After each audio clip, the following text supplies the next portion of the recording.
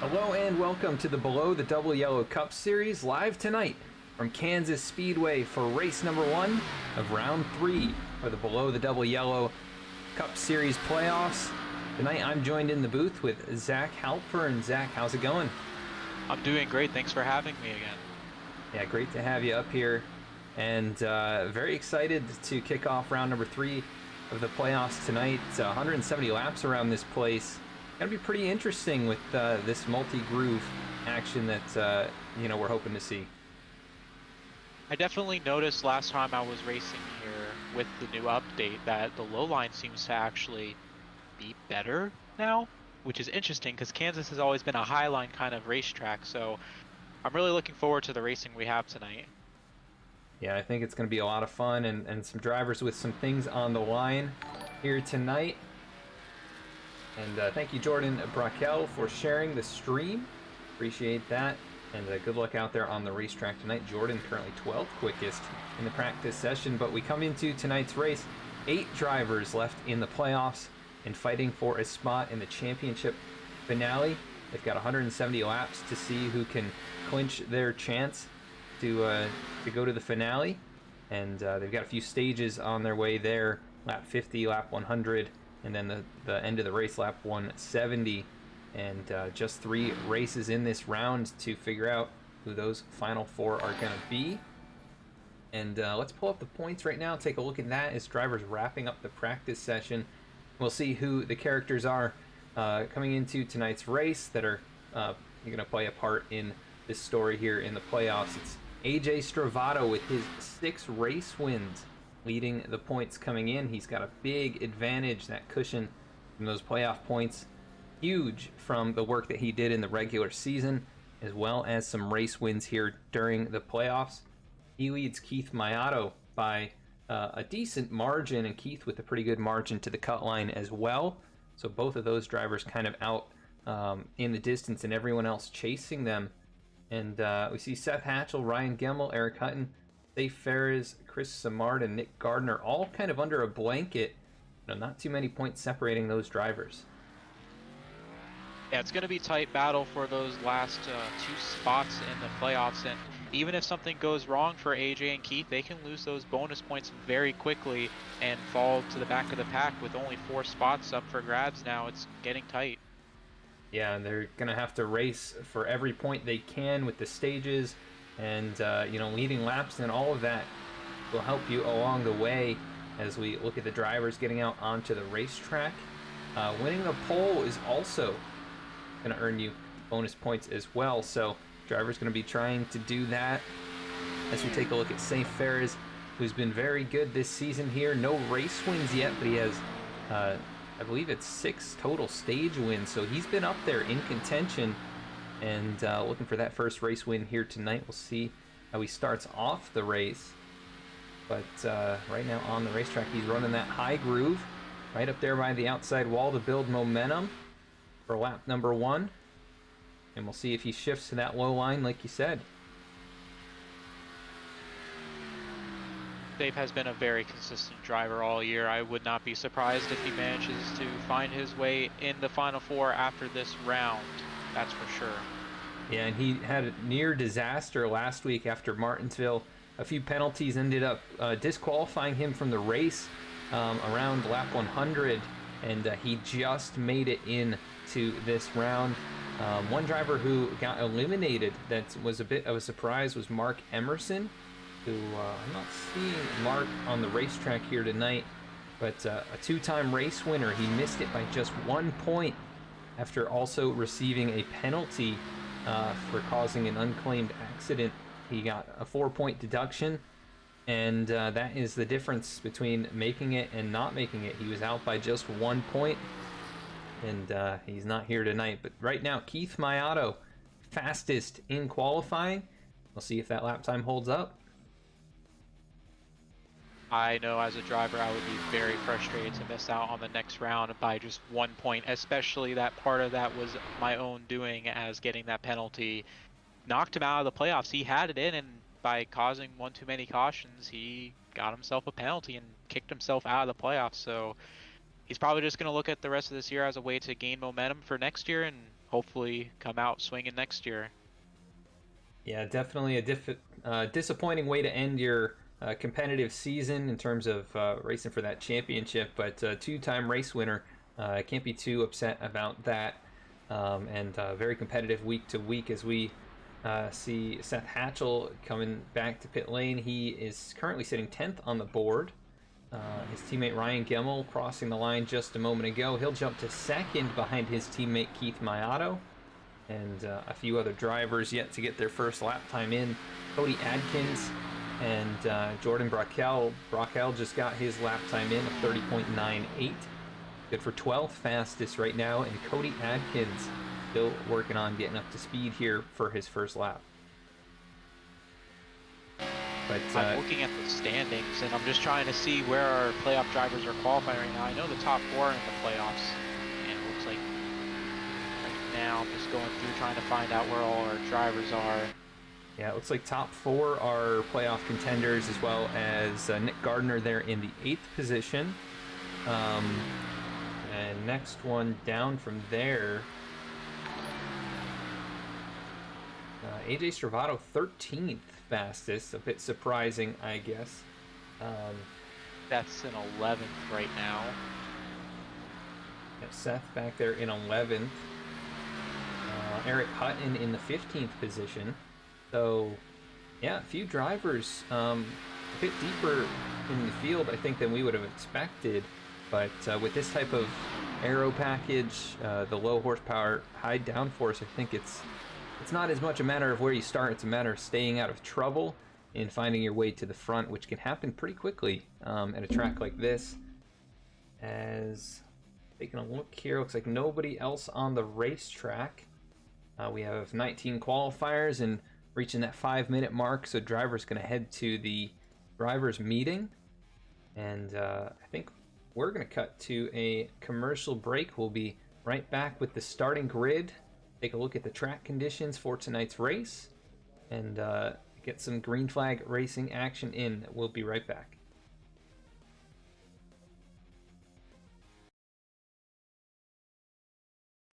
V-Speed is proud to be partnered with Below the Double Yellow podcast, a podcast for NASCAR fans by NASCAR fans.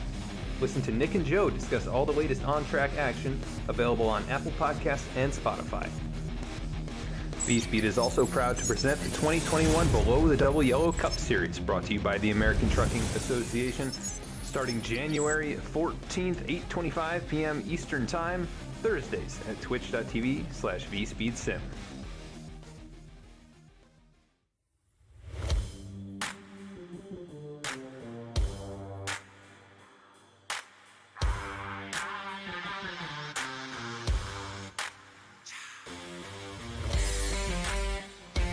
Welcome to V-Speed, your home for sim racing excitement, providing dramatic moments from iRacing and beyond.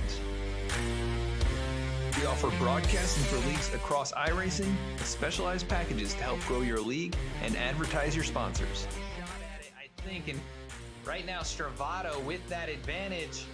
It's half a car length the difference between first and second going into turn 1. He gives the bumper to Connor Horn. These two have gone all year to get to this point.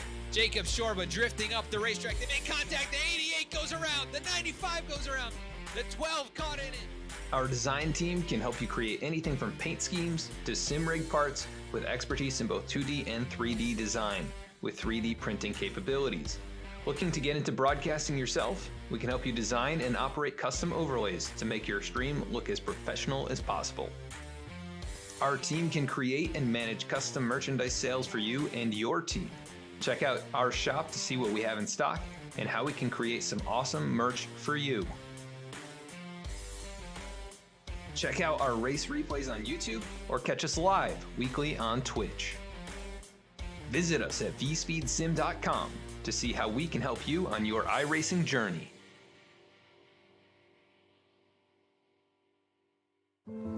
Hey, honey.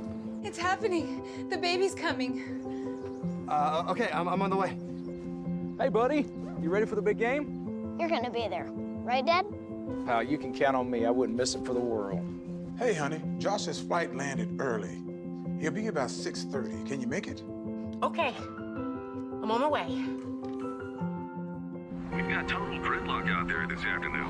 The average American spends over 40 hours a year, nearly 2 full days, stuck in traffic on our broken roads and bridges, while our lives move full speed ahead. It doesn't have to be this way. Where is he?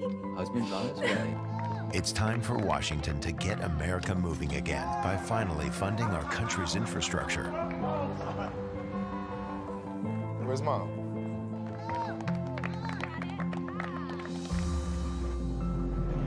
Tell Washington to fund America's infrastructure, because life won't wait.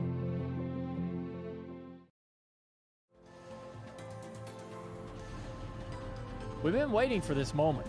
Generations of innovation all coming together in one place. A pedigree of more than 70 years of NASCAR Cup Series history, from the past to the present, from Petty to Earnhardt to Elliott.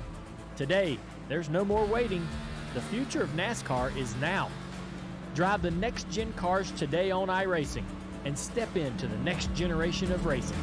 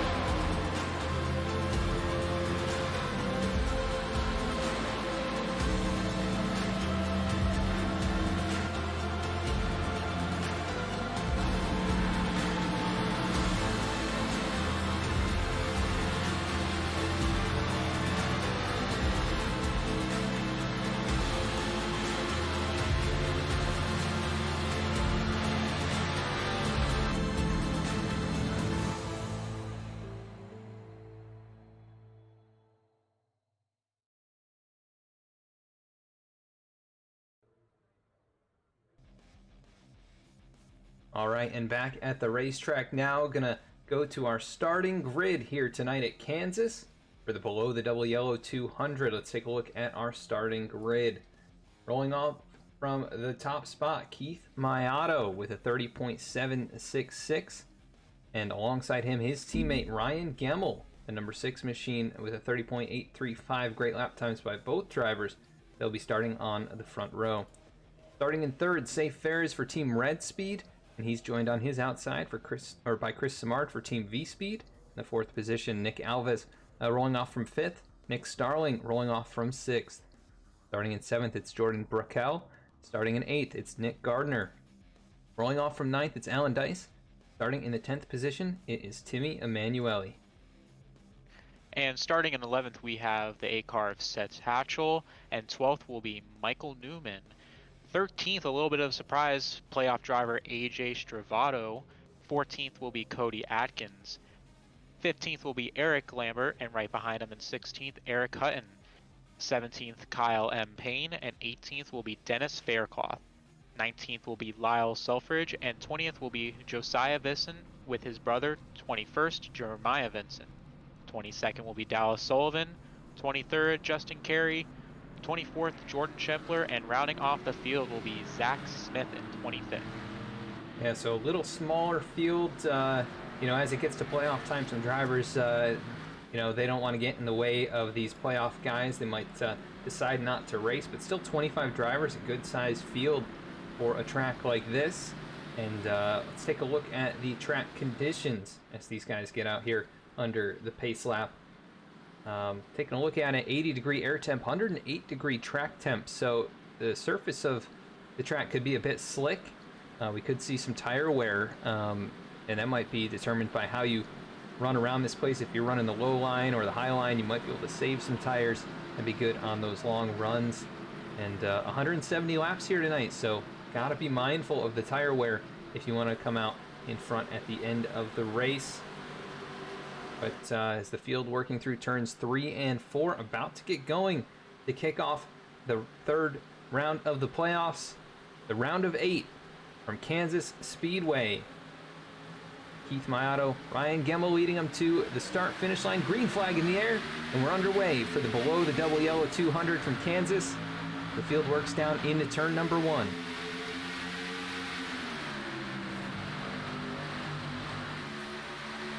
good launch there by Mayato. He's able to pull out in front of his teammate. And Safe Fair is looking down there on the inside, trying to take second position away from Ryan Gemmel. Streaking down the back straightaway they go, side by side. Many rows deep here through 3 and 4. Big wiggle there for the 84 of Jordan Brackel. And he's going to hang on to it up to the third groove. He'll get passed up by Nick Starling. AJ Stravato already up 4 positions after lap number 1. In the field 3-4 wide. Eric Lambert. And they get turned. Yikes, that's a big wreck here on lap number 2 at Kansas. That very quick. What's going on with me in the broadcast booth, man? Yeah, that was a developing incident there. The 84 got really loose in turn 4. And it was 4 wide trying to get down into turn number 1. And I know it's a wide racetrack, but that is not how you want to kick things off here tonight. And I'm not sure if any playoff drivers were involved in that, but let's go back and take a look at the wreck and see how this all started. 4 wide is definitely not the move at any racetrack, no matter where you are.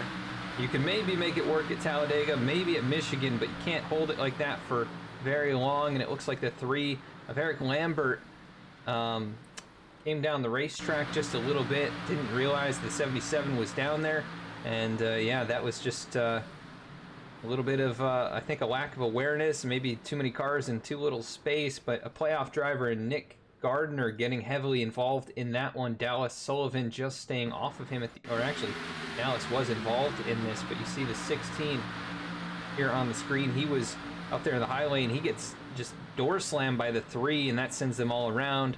And huge pile up. Timmy Emanuele, Jordan Shepler, Jordan Brackel, Dallas Sullivan, Justin Carey. Taking a look who else. Eric Lambert, of course, Josiah Vincent. And man, a couple of those cars just shooting through there. That was, I think, the 71, possibly? Or maybe it was Zach Smith in the 1 car. He was flying into that wreck in hard contact with the 4 of Josiah Vincent. All kinds of things happening there.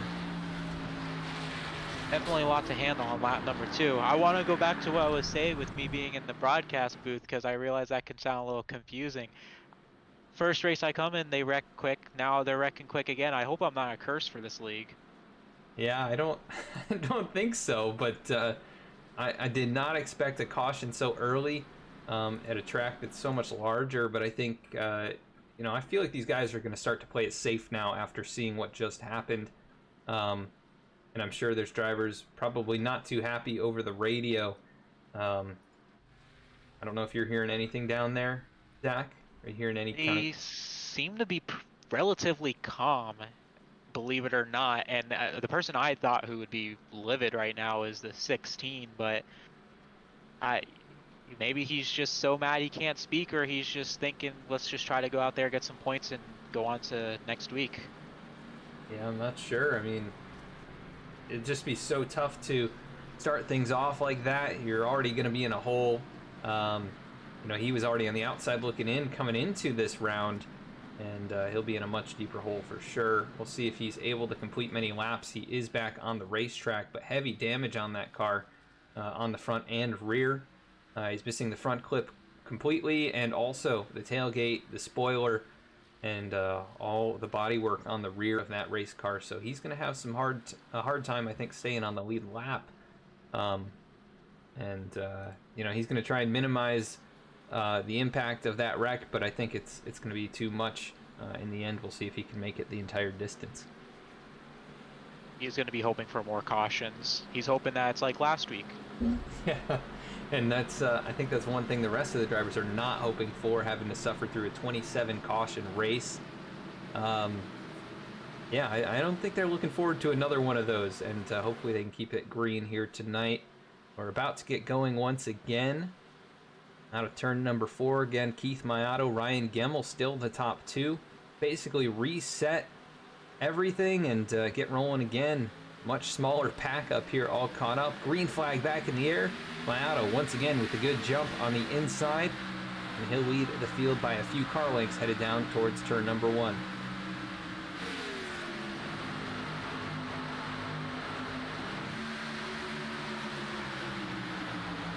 driver to keep your eye on. That 77 of Eric Hutton.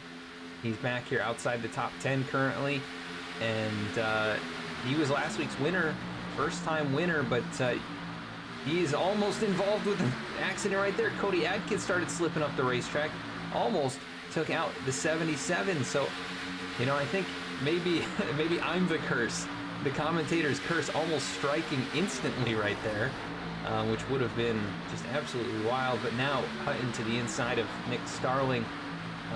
Chris Simard up in the outside wall. Yeah, it looked like he got maybe a little tight and just got up into the wall. Not sure exactly what happened with him, but Age was going to work his way through the field. He's already up to safe. He's up to, what is that now, 7th? That's very quick movement by him. Yeah, and actually taking away the 5th position from Safe Ferris is the 48 of AJ Stravato. So making huge progress early on as we see all these damaged slow cars on the apron. We work around them 3 wide behind the 48. It's Nick Starling in the middle, Eric Hutton down low. They settle it all out before turn number 3. And Hutton's still working that inside line, trying to find some running room down there. Here comes Nick Alves, not too far behind him, making some work down there on the inside of Cody Adkins.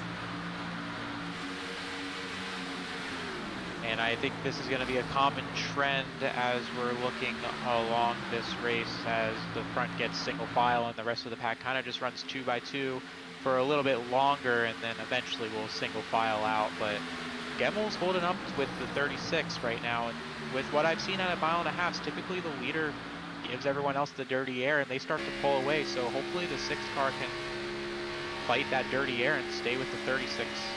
Yeah, Gemmel has been the bridesmaid a few times this season. He's been runner-up, has not found victory lane yet here in 2021. You know he's going to be really pushing to do so. He had a shot last week at Martinsville. He was kind of on the same strategy as Eric Hutton, and ultimately pitted late in that race, and too much to overcome with the cautions occurring too frequently. And still a solid finish last week, but you know, he's probably kicking himself and wanted more, and possibly that race win. But yeah, doing a good job so far, hanging here in the 2nd position. Definitely a great recovery by the drivers, going from wrecking on lap 2 to now having about 10 laps of green flags. So hopefully we can keep this trend going tonight. Yeah, and we've got a side-by-side battle here. Michael Newman, who is returned after a few races gone. He's to the inside of Dennis Faircloth. And right now there are only, I think, 16 cars up here in this lead group. And then pretty much everybody else was involved in that initial wreck. We see Kyle Payne brush the outside wall. And that is something that used to be very common around this track, that high groove being the dominant groove. And we'd see a lot of drivers catching the outside wall, but that's really one of the only a couple drivers I've seen so far do that. People running a little bit lower than traditionally you would with this different package. Honestly surprised to see them running the wall. I thought they would be taking that low line. Maybe the setup's a little bit different than what I ran a couple weeks ago, but it looks like a lot of the leaders are taking that high line. So we'll see if that's what saves tires, or if someone decides to start running the low line and maybe that's what saves tires and get the better run on the end. Yeah, this is looking almost like a Talladega train, where the cars all go single file up by the outside wall. Just a bit more distance between these cars and a bit lower speeds. But yeah, you can really build a lot of momentum up there. You see Chris Simard, we're on board with him right now. He's trying to get some clean air to the nose. Has to lift just a little bit out of turn number 2. With that dirty air getting piled, or actually kind of getting removed from the nose of that race car. Had to slow up just a little bit, would have hit the outside wall, and he already has damage. Don't want to compound the effects of that, as Nick Alves, Cody Adkins racing it up here for the 10th position. Dennis Faircloth back here as well. He's been able to get past Michael Newman. And some good battling going on back here, this 2 wide. We haven't seen much of this since, you know, a few laps after that restart. They kind of settled out. And honestly, for the best to see them settle out, while it is nice to have some 2x2 racing and all these cautions and make things exciting, it is nice to see the drivers take everything into their own hand and see who actually is the fastest driver and not have to rely on cautions to get out to the lead. Yeah, that is definitely the case. It's good to have some drama and things like that, but yeah, I love to see that green flag racing as Keith Mayato is hanging on to this race lead, but Ryan Gemmel creeping into the picture. Not there, not too far behind him, and Ryan almost up in the outside wall, might have just brushed up against it, and he had to slow up a lot. Here comes Seth Hatchell, going to try and challenge for the second spot. Yeah, this is going to be my first look into actually seeing if you can do anything on that bottom line, or if just the run on the top's too much.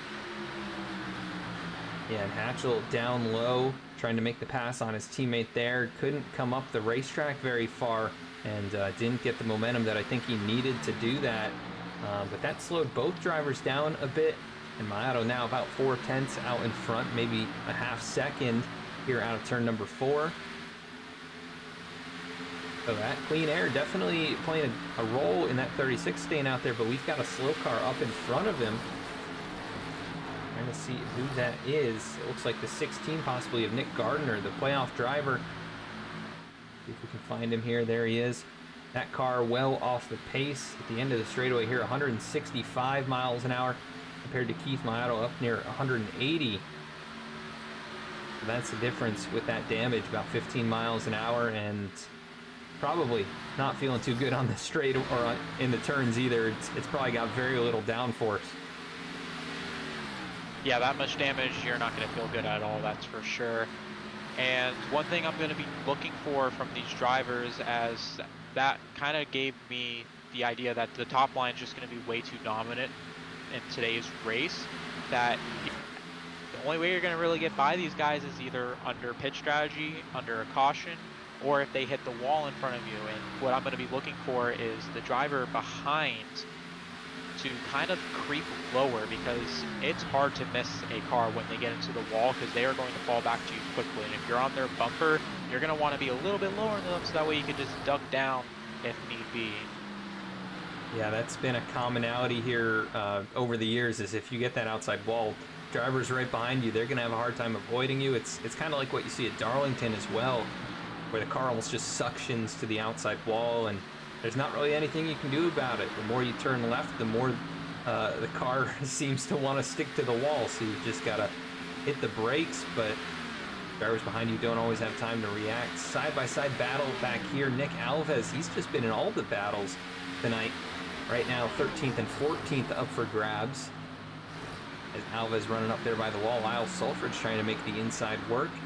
But like you said, just not able to get that momentum, and he'll drop back in line. And looks like first driver on any kind of fresh tires, Michael Newman. He did pit there after the first yellow flag, and right now in the 12th position, but I think he has some damage on the right side. So he's kind of, I think the benefit of those fresher tires is kind of negated, you know, by that damage. But he's working on Dennis Faircloth right now for that 11th position. And I'm going through the field just trying to compare lap times, and it looks like the leader's slowly losing about a 10th a lap right now, and he's still faster than that 12 car with that damage. So even with the fresher tires, it's not looking like it's going to help him much with that damage. Yeah, last time by, yeah, about a 10th slower for Keith Mayato. Gemmel, Hatchell, Scrivato have gotten away from the rest of the field. Alan Dice up here in 5th. He's trying to hang on to that over Safe Ferris. And very good run for Alan. He's had a few good races here as of late. I think a solid finish even at Martinsville, which was kind of, you know, almost a crapshoot at the end of it. But he was having a pretty solid race over there. And right now hanging on to 5th, but both the 57 and the 44 slam the outside wall. That's going to check them both up. And here comes Nick Starling, going to try and close the gap behind him. Safe going to take the position from Allen. But as soon as I start talking about these guys, they start making mistakes. It's like the what was it like? Whenever Jeff Gordon would do a mid race interview for the stage winner, they'd almost always wreck every single time. So maybe if you have a favorite, don't mention them. Yeah, and speaking of favorites, of course, if you're watching tonight, cheer on your favorite driver, and we'll try and follow along with them throughout the event. Currently halfway through stage number 1, and quite a long ways to go in this one. 170 laps at Kansas. No clear favorites to win just yet, but Mayato, he's led every lap so far, and he is now starting to stretch out a gap on Ryan Gemmel once again, up near 0.4 of a second, and those top 4 have broken away, like I said. State Fair is now inheriting 5th position, but that 99 looking pretty sporty. He won this race last season to get himself into the championship 4, and looking like he's got some pretty good speed, riding in 7th right now.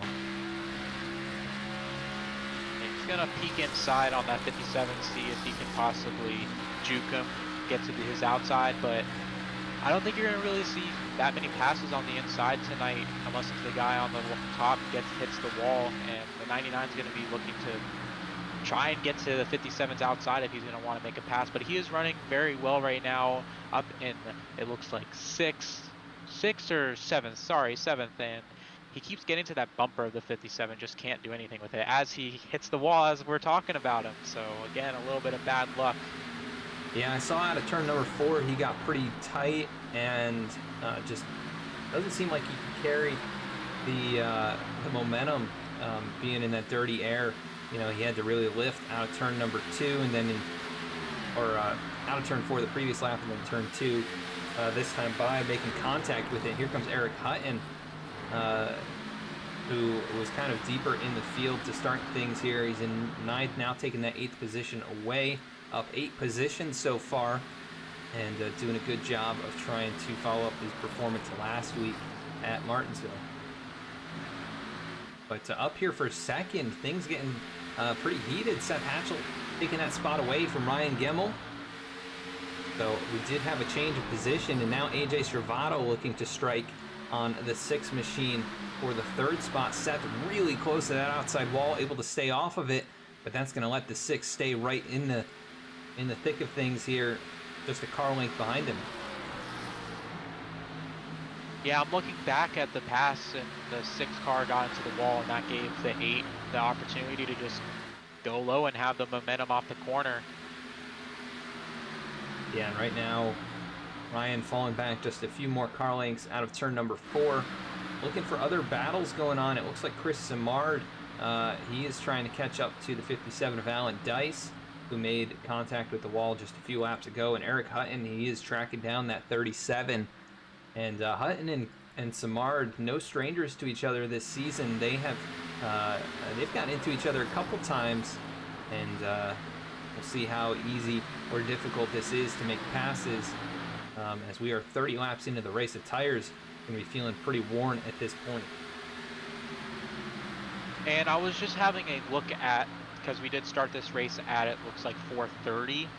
The track temp is going down, so we could be seeing a transition to the bottom later on in the night, as it's not as slick of a track, and probably not, but I'm hoping that we can see some bottom line action here later on.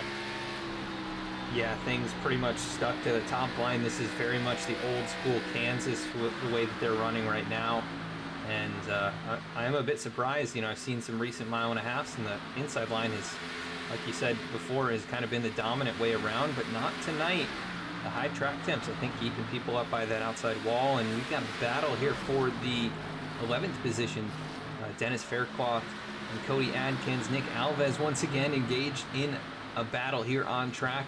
It's a good run on the high side, and Faircloth trying to squeeze up between the two. Not going to be able to do it. Here comes Alves. He'll go right around the outside. And the Tricky Gaming, number 24, Dennis Faircloth trying to stick with him on the inside through 3 and 4, and he will. Coming out of turn 4, big run for that 24 machine. He can be able to clear him? No, they're still side by side, headed into turn number 1. There's also a good battle going on right now. 3-car battle for, it looks like, 6th place. The 37 was battling the 57 on the inside and just couldn't hang with him anymore. It looks like Eric Hutton's gonna be trying to take advantage of that mistake. Yeah, we've seen this in the real world too. You try and attempt to pass, sometimes you end up losing a spot or two. Chris able to hang on to this position for the moment, but Hutton definitely looking to strike. You can see he's got some serious speed now. Samar down to the inside, gonna try and pull the slide job. 57 actually lifted a bit right there, and Chris will make the pass up to 6th position for Samard. Behind him, Alan Dice, Eric Hutton, Nick Starling all under a blanket, trying to get things going here, and the 57 tags the wall. He's having a great run up there in the top 5, and since then a few mishaps, mistakes hitting that outside wall. He's definitely losing a lot of that pace that he had early on. Eric's got to be frustrated with what just happened. He sees his fellow playoff contender, Chris Samar. I believe Chris is in the playoffs, correct? Yep. Yeah, so he sees him just get right by the 57, kind of just lets him by, and then the 57 hits the wall and slows up Eric, and now they're losing time to the rest of the pack.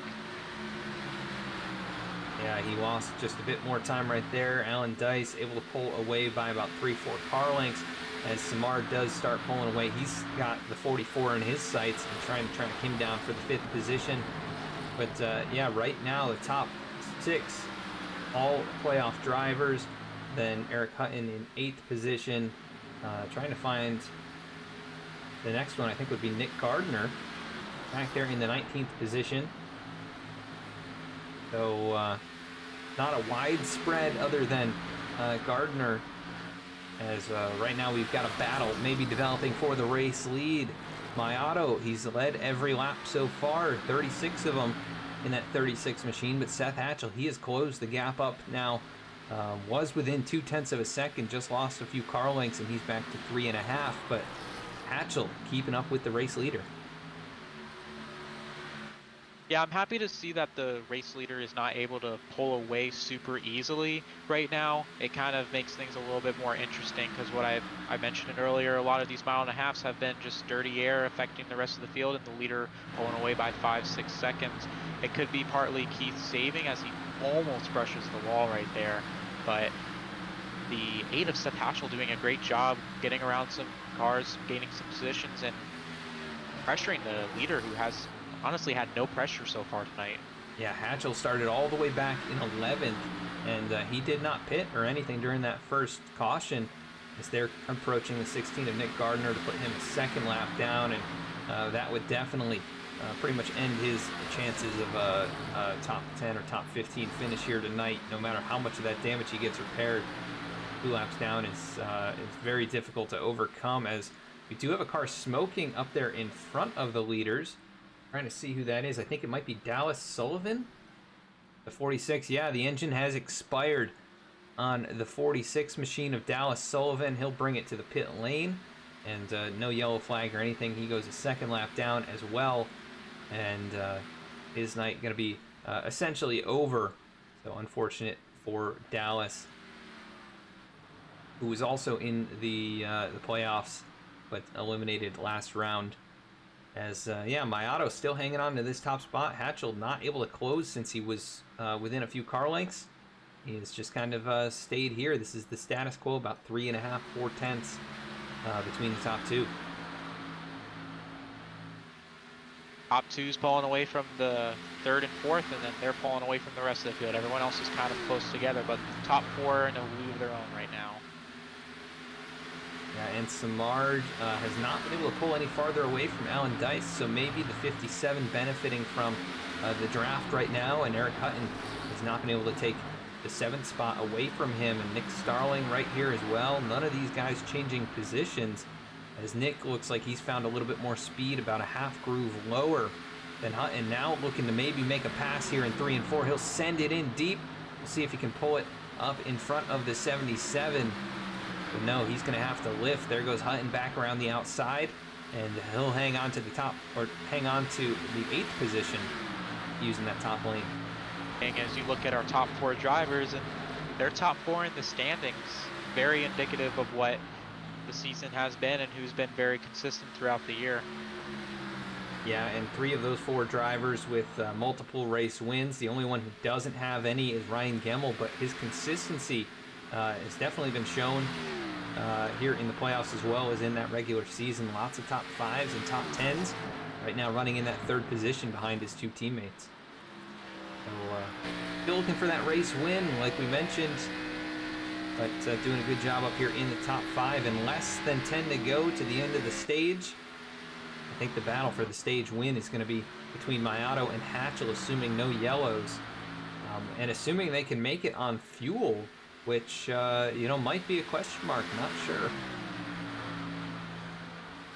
I do know they run 80% fuel in this league, so it's going to be interesting to see if they can make it to the end. Possibly that caution may have saved them, given them the extra couple laps that they needed to get towards the end of the stage. Yeah, hard to say. I don't know what the range is exactly, but we'll find out here pretty shortly if drivers think they're going to make it or not. As battle back here, look at the big run by Nick Starling. He's going to get past the 77 of Eric Hutton, who must have tagged the outside wall. See if we can go back and see what happened. As Hutton was looking down to the inside of the 57, and they almost made contact. He had to check up big time, and that allowed the 99 with a head of steam to take over the 8th spot. So Hutton losing a valuable spot right there. There goes a point out the window. We'll see if he can get it back as they work around the outside of Nick Gardner. Cody Adkins not too far behind. He's battling with Nick Alves. That's for the final stage point in the 10th position. And Nick Alves going to get the advantage out of turn number 4. He'll take the 10th spot away as they start to close in on this battle in front of them. Drivers in that mid-pack starting to make some progress forward. This is really where you're going to start seeing the people who can save their tires a little bit more, be able to make some passes that other drivers are not able to. Yeah, you can see Cody Adkins lift right there as he's in the wake of the 24 of Nick Alves. But Alves, he has really had a very strong night. Started in 5th, he dropped all the way back to basically the 15th position, maybe saving his stuff, and now, like you said, starting to come forward, saved his tires enough. And he is just a few car lengths off of Eric Hutton and really closing fast. It's definitely some experimental stuff for him. After starting in 5th and falling back to 15th, he's going to try and see if saving tires works, and it looks like right now he's able to get these pretty solid runs and possibly make moves on the inside. And while I don't think it will be too beneficial for him these first 2 stages, as they are only 50 laps, the last stage is 70 laps, I believe, right?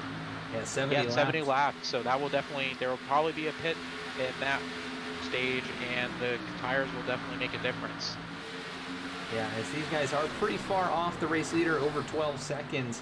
As look at this, Hutton looking to the inside of Nick Starling, and Nick Alves trying to peek below both of them. And here comes Alves to the inside of the 77. Hutton got checked up again by trying to make a move, and Alves trying to take advantage. Dennis Faircloth also charging hard here late in stage number 1. He might be able to get up in there in the top 10 and steal that final point from Eric Hutton. Yeah, it looks like even with saving tires, the 24 just can't do much on the inside. Yeah, he's going to get passed up by Dennis Faircloth possibly, but these guys checking up in front of him and battling for that spot. But meanwhile, out in front, 1 lap to go in the stage. Keith Mayato looking to add to those playoff points and 10 additional bonus points. He's got Seth Hatchel just a 1/4 of a second behind him as he's going to work to the outside of Kyle Payne. 68 car off the pace down low. He'll give way to those race leaders. And Hatchel, I don't think going to be close enough to make anything happen there. Mayato through 3 and 4. Looks like he is on his way to a stage victory, and we have the battling going on farther back. Chris Samard trying to hold off Alan Dice. Here comes Dice down to the inside. Samard drifting up the racetrack in the 57.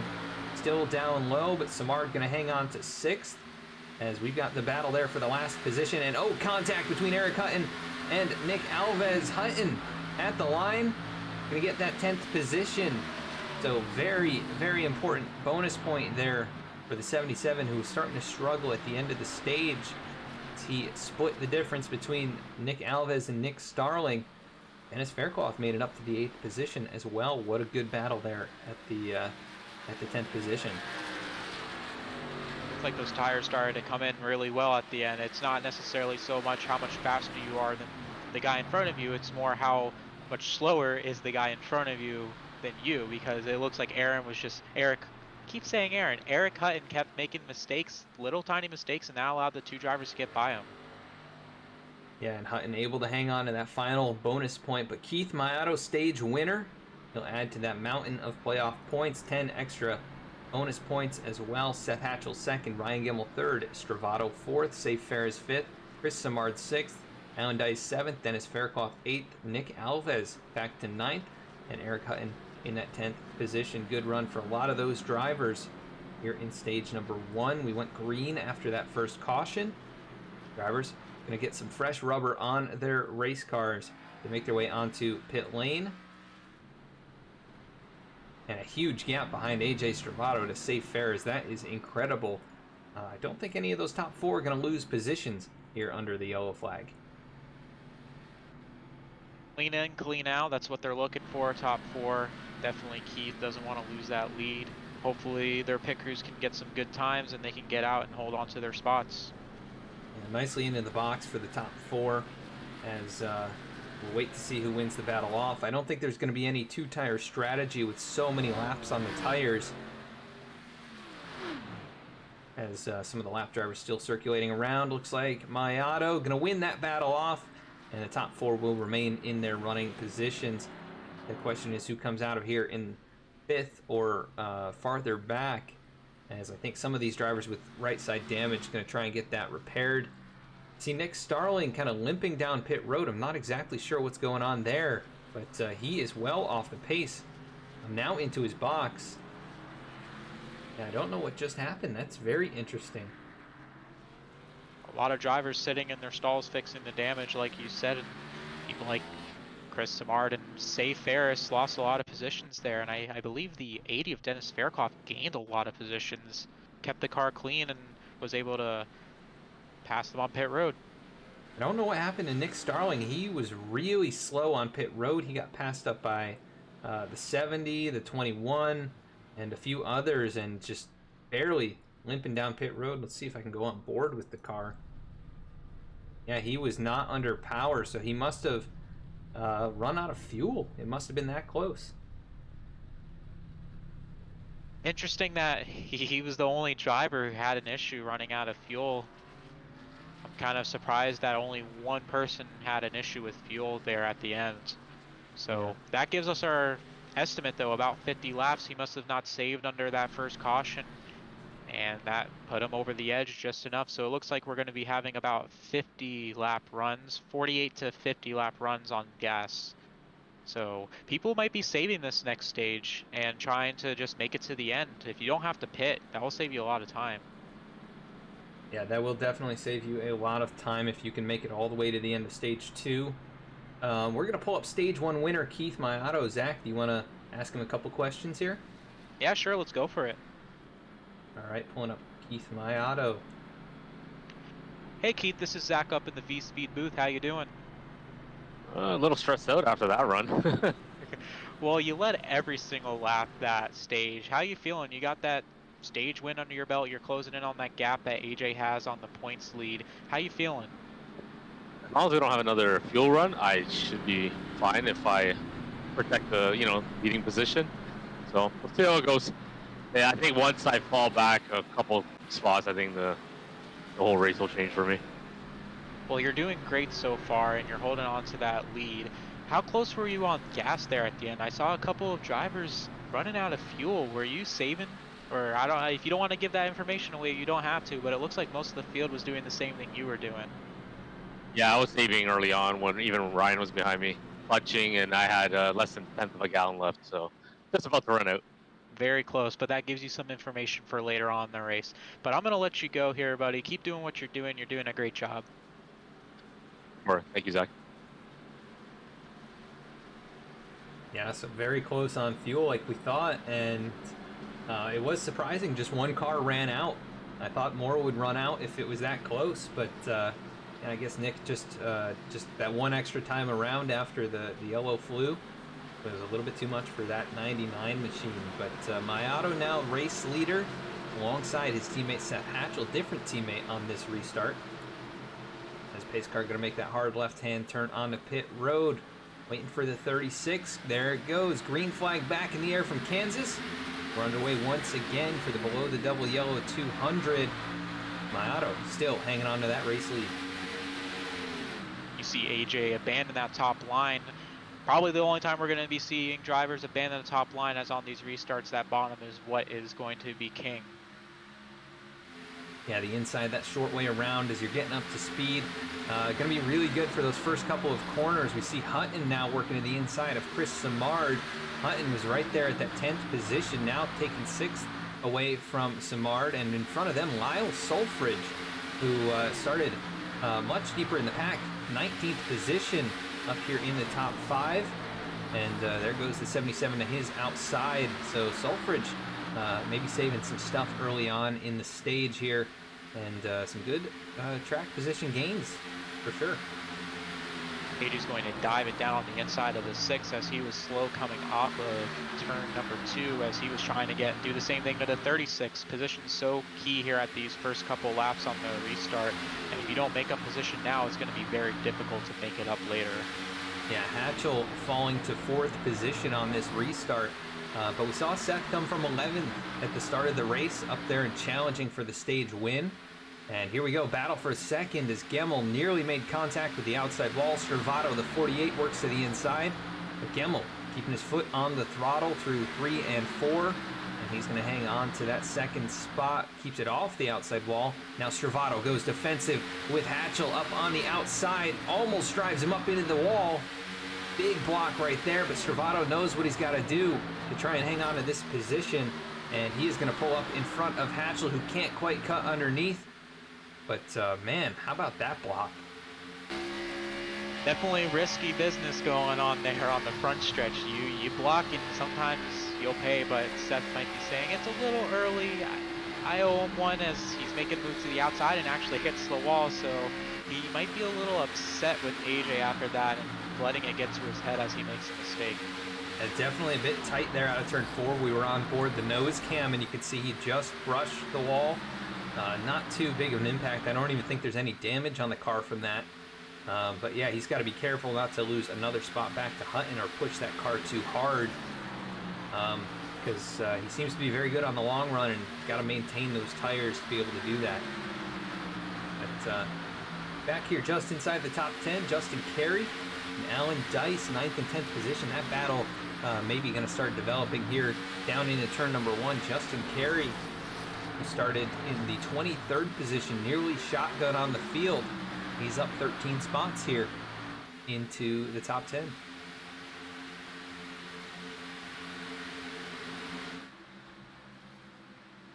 I'm curious to see if these drivers are going to be saving. I know that we had a little bit longer of a stage, it seemed like, a couple extra laps out there. They set the green at 56, I believe. So it's going to be close again towards the end, and look for the drivers to save, see if there's any different pit strategy. Maybe someone does come down pit road and thinks maybe mix it up for the 3rd stage, and it looks like just things are going to go green tonight, so possibly split this in half. That way you can split the next stage in half and pit earlier than everyone. It's got to be on drivers' minds and crew chiefs' minds as we're going through this race on what could possibly happen.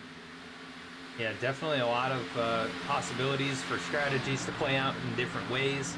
I think stage 3 is going to be a really big factor in terms of strategy. When do you pit? How important are those fresher tires, and how important is it just making it on gas when we're trying to go 70 laps? There's going to be a lot of factors that come into play. Look at this battle developing now. 9th position, Nick Starling, Justin Carey, side by side through 3 and 4. The 21 all the way down to that white line. We haven't seen many drivers do that tonight, but trying to make it stick down there, and he's got a good run down the front straightaway. Looks like he might have backed off a little bit there just to try and fall in line behind the 99 before he loses his spot to the 44. He's going to try and slide up right in front of that 21. Oh, it's close, and the 44 gets into the wall, it looks like.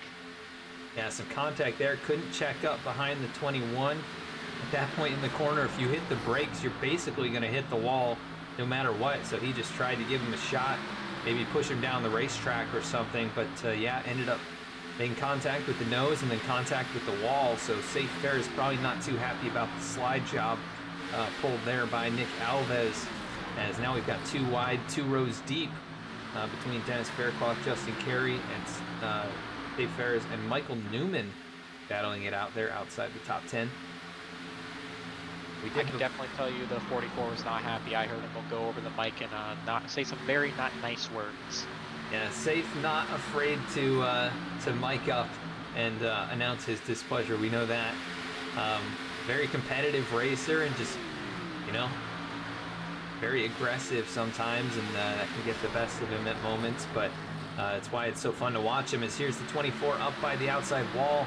Safe gonna be able to make the move down underneath, and I think he'll take that spot away. He'll maybe, I don't know, karma. I don't know, maybe a little bit of you know, joy there for the 44 as he sees the 24 in the wall. But Safe still under pressure from Michael Newman and the 24 of Nick Alves, so it's not over yet for him. And for these drivers who aren't in the playoffs anymore, it's very difficult when you're not in the playoffs anymore. You don't want to get in these drivers' way, but you're also out there for yourself. You still want to go out there and compete and do well and get yourself ready for next year and figure out what you can do with these tracks that will more than likely be on the schedule next year as well. You don't want to just keel over and let the playoff drivers do what they want with you. So I don't necessarily blame him for trying to hold on to a position like that. But again, if I was the playoff driver, I'd be very upset as well. Yeah, definitely. And Safe, one of the top 8, came in here 6th in points at the start of the race, and trying to earn some more stage points here, but back to 13th right now. As we did have a change for 3rd, Seth Hatchell was able to get around AJ Stravato, and he's currently hanging on to that spot, but 1.8 seconds behind the race leader. And Ryan Gemmel, he's doing kind of what he did in stage number 1, and hanging right there with Keith Maiotta. We'll see if he can hang a bit longer with him. And right now, just a few car lengths behind the top 2, well out in front of the rest of the field. We do have a battle for 5th starting to develop as well. Hutton here in the 5th spot. He's got Chris Simard and Nick Starling on his back bumper. So this could be an interesting battle here for the next 20 or 30 laps. Just out of curiosity, I went into AJ's in-car camera just to see what he's possibly doing. Maybe he's just saving, and I really just think he's taking it easy. I don't think he wants to be too aggressive here with his big of a points lead as he has. A 4th place finish won't hurt him that much, and he'll be able to hold on to that lead and advance to the next round of playoffs if he keeps doing this. So I think he's just taking it easy and hoping to get a decent finish here tonight. Yeah, I think top 5s and top 10s, even if he doesn't win a race, he's essentially guaranteed in with that huge points advantage coming into the round. So yeah, we'll have to see what he tries to do, if he's going out there to win the race or if he's just going out here tonight to get a solid finish. The 48 definitely performing pretty well up here in the top 5, while his teammate back there in the 5th spot, he's being hounded by a couple of drivers trying to get every point that he can get. I think that right front damage is definitely hurting Eric on the long run. It kind of forces him to burn his stuff up more. It looks like he's been struggling on the long run, and we saw last time he got passed by 2 cars towards the end of the stage. We're only about 10 laps into this one, but he's already starting to kind of slow down. Yeah, looking at the lap times, he's matching the cars behind him, but you can see kind of the fall off from pack to pack. The top 4 all running pretty closely in the 32.5s, Hutton with the 32.56, and then behind him 32.6s and 7s. So the dirty air, just a compounding effect essentially, and I think that and the damage playing a role for a lot of these guys a bit farther back, as Hutton already 4.5 seconds behind the race leader, and these guys are not making up time. Last time a 10th slower than Keith Maiotta, and continuing to fade a little bit more and more each lap.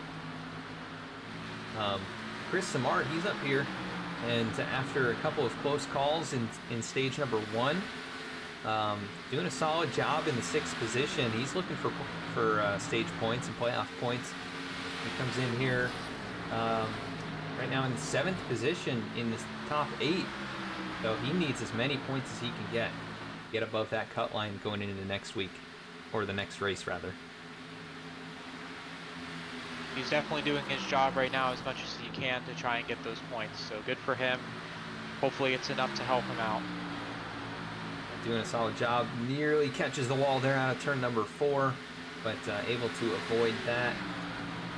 And want to welcome everyone watching here on YouTube and Facebook. Thank you guys so much for tuning in tonight. This is the Below the Double Yellow Cup Series. Below the Double Yellow 200 at Kansas. And right now working through stage number 2 here in the first round, or first race of the round of 8 in the playoffs. A lot of things going on for a lot of drivers on track tonight. And been very interesting so far. Already one playoff driver out of contention in tonight's race. And he'll have to dig out of a hole, but everybody else racing up here pretty much in the top 10 or top 12. And if you're enjoying the broadcast, consider hitting that follow button over on Facebook or subscribe right here on YouTube. And also check out the different social media accounts that we've got over on that Facebook page, Twitter, and Instagram to keep up with what we're doing throughout the week. And appreciate everyone who's tuned in here tonight and hope you are enjoying the race so far. Kind of splitting up into groups of 2, it appears. I don't know if you've seen that as well. Top 2 have broken away, and then 2 more a little farther back, and then 2 more a little farther back. Very interesting, almost like a tandem draft. Yeah, it is kind of weird to see that. I'm not entirely sure why that's happening. Perhaps different strategies, some people trying to save more, or just the top 2 being faster and then the next 2 being a little bit faster than the next 2. It's very interesting. Yeah, and then you got Nick Starling kind of by himself. And then I think there's a group of, about 2 or 3 back here behind him. So, yeah, little clumps of race cars. Not a great run for the 70 out of turn number 2. He's going to get passed up now by Safe Fares, or attempted to get passed by the 44. But one thing I'm thinking about is possibly the dirty air just starts to get really bad after 1 or 2 cars, and it just forces these cars to have to slow up and try to stay out of the dirty air. So that might be what's going on here. Yeah, that might be the case, that compounding effect. But Seth Hatchell, I'm surprised, has not made more progress. Although last time by he was faster than the race leader, but only by 100th of a second. So he's got to pick it up if he wants to get up there by the end of the stage. Stravato was actually faster than him by 200ths. We'll see what they are at the line this time. Looks like that time Mayato the fastest once again.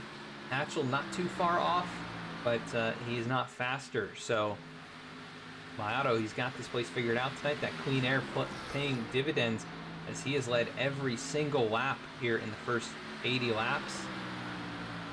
Definitely showing some good speed like we saw from him at Indianapolis a few weeks ago, where he dominated that race as well, basically leading every lap. But he's got company behind him. I mean, Ryan Gemmel trying his best to stay there, and he is within a half second. And we'll see if he can pick it up over the last 20 laps of this stage, but it's looking difficult. Yeah, these 2 drivers are the only ones really fighting for that lead position, and even such, the 6 car just can't really close in. There's just that bubble that he can't close in on the 36, and it's hard to close in on a driver when you're almost full throttle around the track. They're a little bit off entering the corner, and they kind of let it coast, and then they're right back on it almost before halfway in the corner. So it's hard to make up time when there's that much time on the throttle. Yeah, and I just went on board with Chris Simard. He is clutching entering turn number 1. Let me see if Keith Mayato's doing anything of the sort. I personally think they don't have to clutch to make it to the end, since they took the green at 56. And that is about, when you look at the first stage, with the first caution, they went about 43 laps green, 44 laps green probably, and that's about what they're going to be going this time about. So I think whatever Keith did last time worked, and he'll do that again as it is looking like it's going to go green here. Yeah, he just lifted big time there into 3 and 4, a big clutch moment as well. So they must be pushing the limits on what they can do, and they must have been driving a bit harder here to start this stage, as now AJ Stravato takes the 3rd position away from Seth Hatchell. Maybe Stravato, he's saved enough already. He might be able to track down those top 2, but he's past the 8 cars, so that's one obstacle out of the way. And, oh, big dive there into the corner for Hatchell. Maybe he was just trying to get a little draft behind the 48 and just trying to get a little bit of better fuel mileage that way, because when you're the leading car, definitely not the ideal place to be for efficiency. You're pushing all that air out of the way. And the 8's been out in front of AJ for a while, so AJ's been able to take advantage of that and save gas. He might be able to be good to go at this point and just try to catch up to the leaders. And you see Gemmel already a second behind Keith now, so he might have not saved enough throughout that first run and is now trying to save and make up for it, and 3rd and 4th are catching up to him. Yeah, it'll be 15 laps to go this time, and if they don't think they can make it within about 10 laps, they're definitely going to have to bring it down. Very difficult to save fuel with that little time remaining. So you got to do a responsible job here tonight to watch that fuel gauge, or rather lack thereof. But whatever fuel reading iRacing is showing you, got to pay attention to that. As battle for the 10th position starting to develop, Dave Ferris and Justin Carey battling for that final stage point, but safe up into the outside wall just as we talked about him. And he loses a bit of momentum there, but still not too far off the back bumper, that 21. Yeah, it's just looking like an unfortunate night for Safe. Kind of just stuck in the middle of the pack after he started up front, and just can't really make up any ground on these drivers. And he just keeps making these tiny mistakes, and at a track like this, those tiny mistakes are going to cost you 1 spot here or there, and it's going to be very, very difficult to get that spot back. Yeah, and that has proven to be the case. He's made up a couple of the spots he lost when they first, when he and the 21 first made contact earlier in the stage. But yeah, he has not been able to get back into the top 10, and still working on it right now. He's made a bit of progress once again, now just 2 car lengths behind, and hoping that 21 makes a big mistake, because he is pushing really hard right now to catch back up. And when we look further back up in the field, AJ's only about 5/10 behind Ryan now. So AJ was definitely saving a lot more than Ryan there towards the beginning, and is now looking to try and hunt him down. Yeah, blood in the water for the top 2 possibly, as Stravato last time by about 4/10 faster than Mayato, but fastest car on the track was Ryan Gemmel. Ryan had faded to about a second back, and that time by 4/10 quicker than Keith. And maybe he's saved a little bit more to this point than the 36, who's been out in that clean air. Hard to say. Possibly just backed off for a little bit to try and save for a couple laps, and then saw AJ was coming with a head of steam and said, all right, it's go time. I can't keep saving. I'm going to lose spots. Yeah, and these points are going to be very important for Gemmel, who comes in inside the top 4 in the standings, but just a couple points above that cut line. And still looking for that race win, but the consistency has paid off. He's got a few stage wins as well.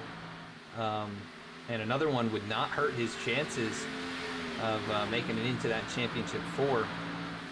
So he's getting there. It's 3.5 tenths now, the difference, as they work past Nick Gardner to put him another lap down. Nick now 5 laps down, and just got to be so frustrated with the way that tonight has gone. Not the way you want to start your final round of the playoffs. Back here in 18th, 5 laps down with a horribly damaged race car. I mean, that car is just, he's still not gotten much of it fixed during the caution that we had. But we'll see if he gets any more of that repaired here. Still could gain a couple more spots if anything happens, but it's time is running low, and gonna have to focus on next week, I think, over the next 2 weeks, really. And thankfully for Nick, unlike a lot of other leagues, this is a win in your advancing league. So if he can come out in 2 weeks at Watkins Glen and take the win, or even Talladega, which crazy things happen at Talladega, anyone can get the win there. He can advance to the next round even if he's 80 points behind everyone. So at least there's a little bit of light at the end of the tunnel for him, even after a bad start to this round. Yeah, and he did actually win at Talladega earlier this season in a crazy finish to that race where cars were flying through the air. He was able to emerge undamaged, or essentially undamaged, and drove out into the sunset, capturing that race win and locking himself into the playoffs. And he has been able to advance to the round of 8 against all odds, really. Has had some bad luck here and there, but clutch finishes when he needs, and some key strategies, working out for him. That's really been the difference for Nick. So tonight, gonna have to take the mulligan and move on to next week. And I'm not sure how he is on the road courses, but I know how he is at these super speedways. So definitely someone to keep an eye on. But Gemmel, he's not too bad on the road courses and super speedways as well. He's up here challenging right now for that race lead and for that stage win, just 0.3 of a second behind. And it's kind of stabilized right here. It seems they've all saved enough, and no real progress being made at this point. Yeah, he fell back to almost a second and then worked his way back up, and he must have just not managed it as well as Keith, because Keith's been running consistently the same lap time this whole time, and Ryan had to slow up a lot for a little bit and lost all that time and has to make it back up now. So he just didn't do as good of a job throughout the whole run saving as Keith did. And you can see right now he's actually making some progress. He gained a 0.5 last lap. A very good run out of turn number 2. He'll chop another few hundredths off right there, but being in that dirty air is so difficult to make progress in the corners. You can see he loses a little bit there through 3 and 4, but they have stretched out away from AJ Stravato once again, and AJ may be feeling the effects of being out there by himself now, not really getting a draft, and burning up a bit more fuel trying to make his way up there. This is all just going into stage 3, and honestly I think stage 3 might be the easiest for these drivers at this point, because they're not going to have to really worry about saving fuel. They know they're going to have to pit. There's no way you're stretching at 70 laps with the 80% fuel, so they know I just got to try and pit when other people don't, and hopefully I can manage to gain some track position. Yeah, it's going to take that decision making off of their shoulders. They've got no choice other than to pit unless we get a caution somewhere around 20 laps into the stage, which would then put them in basically the same spot. But I'm sure they're the way that they're running right now, it seems unlikely we'll get many cautions going to the end of the race. Not too much side-by-side action, but back here outside the top 10, Nick Alves. He's trying to make a pass on Safe Ferris, who has not been able to get to Justin Carey for that final stage point, and running out of laps to do so. Just 0.3 separating these guys back here. See if Safe can get up there and get that bonus point. Also, Chris Samard, he's not too far off the back bumper of Eric Hutton, but once again, just not quite close enough, I think, to make anything happen. You've got to be within a car length or so, and these 2 or 3 separations just a little bit too much. As white flag in the air for the end of the stage. Mayato out in front by about a 0.5 second over Ryan Gemmel, and actually pulling away a little bit right now as they work their way out of turn number 2.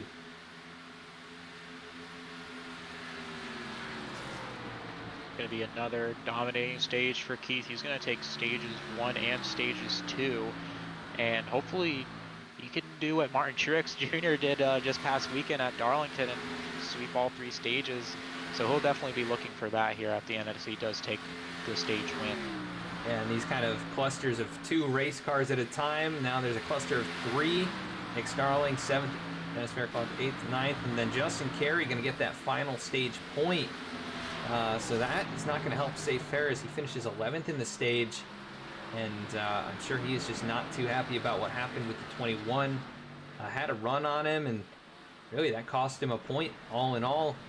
So we'll see if there's any type of revenge that comes in stage 3. I know he wasn't happy, so we'll go to the stage results now, though. The top 10: Keith Mayato, Ryan Gemmel, AJ Stravato, Seth Hatchell, Eric Hutton, Chris Samard, Nick Starling, Dennis Faircloth, Alan Dice, and Justin Carey. The top 10 all earning stage points, and Mayato that additional playoff point, and looking like he could be a dominating driver here tonight. He can hang on to this lead and continue this performance. What I'm going to be looking for as drivers start coming down pit road is possibly drivers further back in the pack who have nothing to lose to maybe top off. I would be doing anything at this point if I was further back in the pack. And a lot of times when I know I don't really have the car to win, I start trying to do crazy things to pull off some strategies and maybe take a win, as AJ dives to the inside of the 6 down pit road, and we'll be on the inside of him. And hopefully he didn't get a speeding penalty there. Yeah, and I think this will work out because Ryan started up farther, and AJ gonna get to his pit box right about now. But yeah, we've seen AJ have mistakes on pit road that have cost him race wins this season, so we'll see if he does get any kind of a penalty, and that'll be applied at the end of pit road. But looking it was definitely close. It looked like he might have been over as they crossed that yellow cone line, but iRacing is a little tricky with how their speeding penalties work, so he could get away with it. Saw him come off the pit road very straight there. Went through a lot of boxes. I'm not sure. I know there's a new kind of self-policing rule about the pit road situation, and AJ definitely did drive through quite a few boxes there to beat the 36 out of pit road. But AJ Stravato, your race leader after the pit cycle. Mayato second, Gemmel third, Hatch fourth, Eric Hutton in fifth, Chris Samard, Nick Starling 6th, 7th, Alan Dice 8th, Nick Alves 9th, and Justin Carey in the 10th position. Looks like Safe Ferris staying on pit road for quite an extended period of time to get the damage repaired. And he is back on the track now in the 14th spot. So he'll look to rebound here in stage 3. Not sure if we got the 1 to go. Nope, not yet. We're going to pull up Nick Starling into the booth. And Nick has been up here in the top 10 racing up with these guys.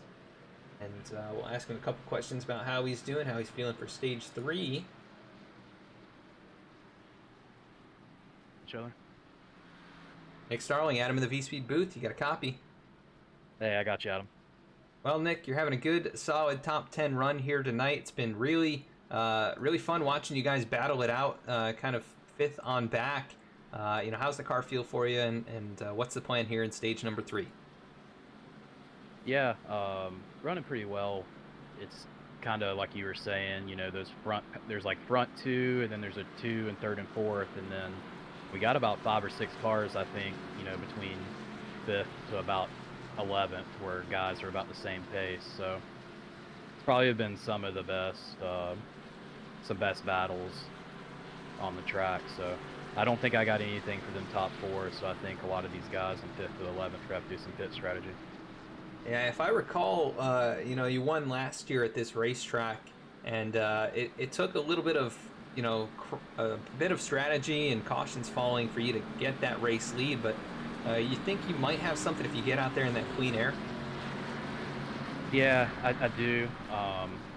I think all of us we pretty much have the same pace. It's just once you lose the draft it's almost like tandem drafting, really, as long as you have that car in front of you and y'all are able to drive off. But once you lose momentum against the wall or something, I lost the draft with Hutton and Chris there in that second stage, and once you lose that stage, you're pretty much falling back from there. So I think, like you were saying, get clean air with some pit strategy. I definitely think it's possible for anybody in the top 10. Yeah, and we'll see what you can do here in stage number 3. But good run so far for you, and keep up the good work, and maybe we'll see you at the end. Sounds good. Thanks, Adam. Right. That was Nick Starling, number 99 machine. Up there in the top 10. Doing a very good job tonight at the track he won at last year. As now the race leader is going to be AJ Stravato, and this is something that Keith Mayato mentioned he was a bit worried about, getting shuffled back a couple spots. And he's going to be on the outside for this restart. We'll see how it goes. Green flag back in the air, good jump for the 48. And Ryan Gemmel now to the inside of his teammate Keith Mayato. This has brought Eric Hutton up into the top 5 as well. Seth Hatchell stuck on the outside lane. Seth has been up here in the top 5 all race long. Now Chris Samard up in the lead group. He's got to be very upset with that, having the star on the outside killer here. You see he loses a spot right away, and he's going to be trying to gain those spots back. And I actually have some interesting facts on pit road about what happened. As soon as they get a little bit more single file, I want to go over that. Sure. Yeah, Ryan Gemmel challenging to the inside of AJ Stravato, trying to take the lead away. Really low through the corner. He's going to try and pull the slide job out of turn number 2. Comes up the racetrack. He'll take the top spot for the moment, but Stravato going to cross him back over, goes to the inside. Gemmel trying to keep him pinched down low. And Stravato going to pull the same exact move on the opposite end of the racetrack and pour that dirty air all over the nose of the 6 machine. Here comes Keith Mayato with momentum. He's trying to close back in. He'll work to the inside of his teammate now. And he'll elect to stay in line, actually. So Stravato hangs on to the race lead. Gemmel trying to cut down low through the center of the turn and get some fresh air. As, oh, we got bumping and banging back behind him. Hatchell got a tap from the 77, and Hutton nearly got down into the 99 of Nick Starling, and that really slowed up Hutton. As here goes Starling to the inside, challenging Seth Hatchell. And they have not gotten away from each other. Battle for the race lead once again as Gemmel to the inside of Stravato, all the way up by the outside wall. And this is a change. Outside. Yeah, this is very interesting. They're keeping the wall as we're speaking, but this is very interesting. They're going a lot harder than they have been all race, and it's probably because they know they do not have to go 50 laps this time. They know they can split that in half and kind of take advantage of these tires. Yeah, and close call just as you were talking. The 99 got a tap from Hutton and almost went around in that 5th position, but Starling, Nick Starling, up to the 5th spot. Last year's winner at this racetrack, and he has found something here. Maybe looking for that shorter run, like you said, is Gemmel right there on the quarter panel trying to get some side draft working. He's giving a push to the 48 down the backstretch. And yeah, Mayato got... be careful with that. Mayato got the wall. He also got a great run out of turn number 2, but he is losing some momentum now as here goes Seth Hatchell to the inside of Ryan Gemmel. They're battling for second, and this is some good action up here. Hard, aggressive racing up front for the top 5. Definitely a lot different than what we've been seeing all night. They are pushing hard. They're trying to gain these spots now because they know their tires are going to be shot after 10 laps. Yeah, and Gemmel, he's done a fantastic job to stay up in contention in the fight here for the lead, and he's gotten back to the inside of Stravato. That 48 car maybe pushed a little hard or something like that, but Hatchell going to give a shove to his teammate. Gemmel to the race lead across the line, and into turn number 1, he's going to be a car length or 2 out in front of AJ Stravato. Gemmel, that speed he's had all night, finally paying off with some clean air. See him kind of diving down to the inside, almost like an IndyCar or Formula 1 car, trying to break the draft, make sure AJ doesn't get that run going into the corner and close the gap. Yeah, he's trying to remove that element, that factor that could bring the 48 back into the fold. But Mayato back in the outside wall. I just saw in the previous set of corners, he was alongside his teammate Seth Hatchell, and this dirty air not working out very well for Mayato, who's been out front all race long. Nearly contact there behind him. Hutton and Samard door banging it down the back straightaway, and they're going to be able to hang on to it. But here comes Alan Dice. Safe Ferris back in the top 10. Good recovery for Safe here in this 3rd stage, but we'll see how much these guys burn their stuff up racing this hard. And this is one thing that we when we were talking to Keith, he mentioned he doesn't want to get filtered back. He felt like he was going to be in trouble. And when you've been in the race lead for over 100 laps, or 100 laps to be exact, and you haven't been behind anyone all race, you have no clue what these other drivers have been doing to keep up with you and keep up the pace. And he's seeing firsthand how difficult the dirty air is, and he's losing spots again to Nick Starling, and he's down to 5th now. Yeah, back to 5th position, has led 102 laps, a 4-time race winner this season, looking for win number 5, and he's going to have to work through a few other race cars to get there. But Ryan Gemmel out in front, he is so quick right now. Last time by a 10th faster than AJ Stravato and Seth Hatchell.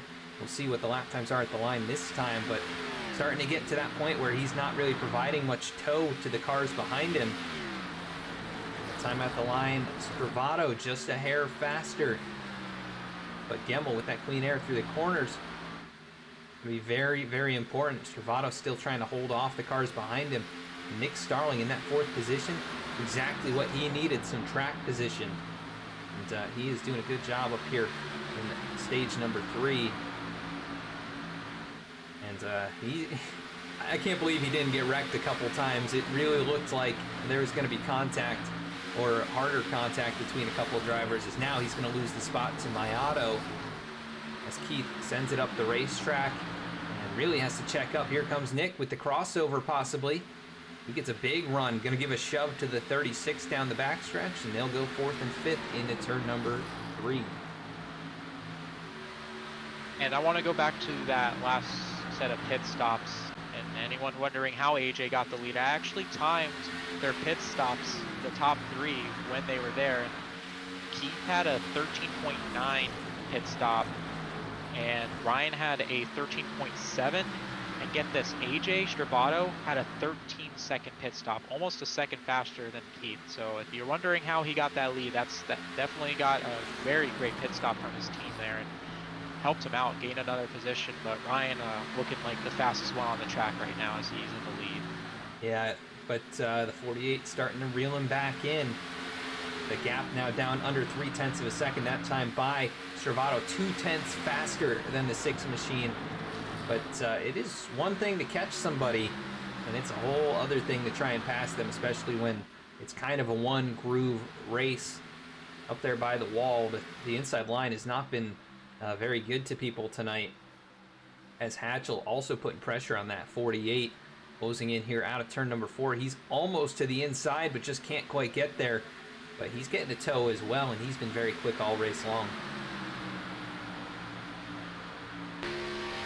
The top 5 a lot closer than it has been all race. Top 6 really. It's the top 6 that are within a second and a half of the leader, and everyone else even 3 seconds. We were seeing 10 seconds further back, so it's a lot closer. I think these drivers understand that they don't have to save anymore. They can go and they can split this stage in half and really abuse these tires.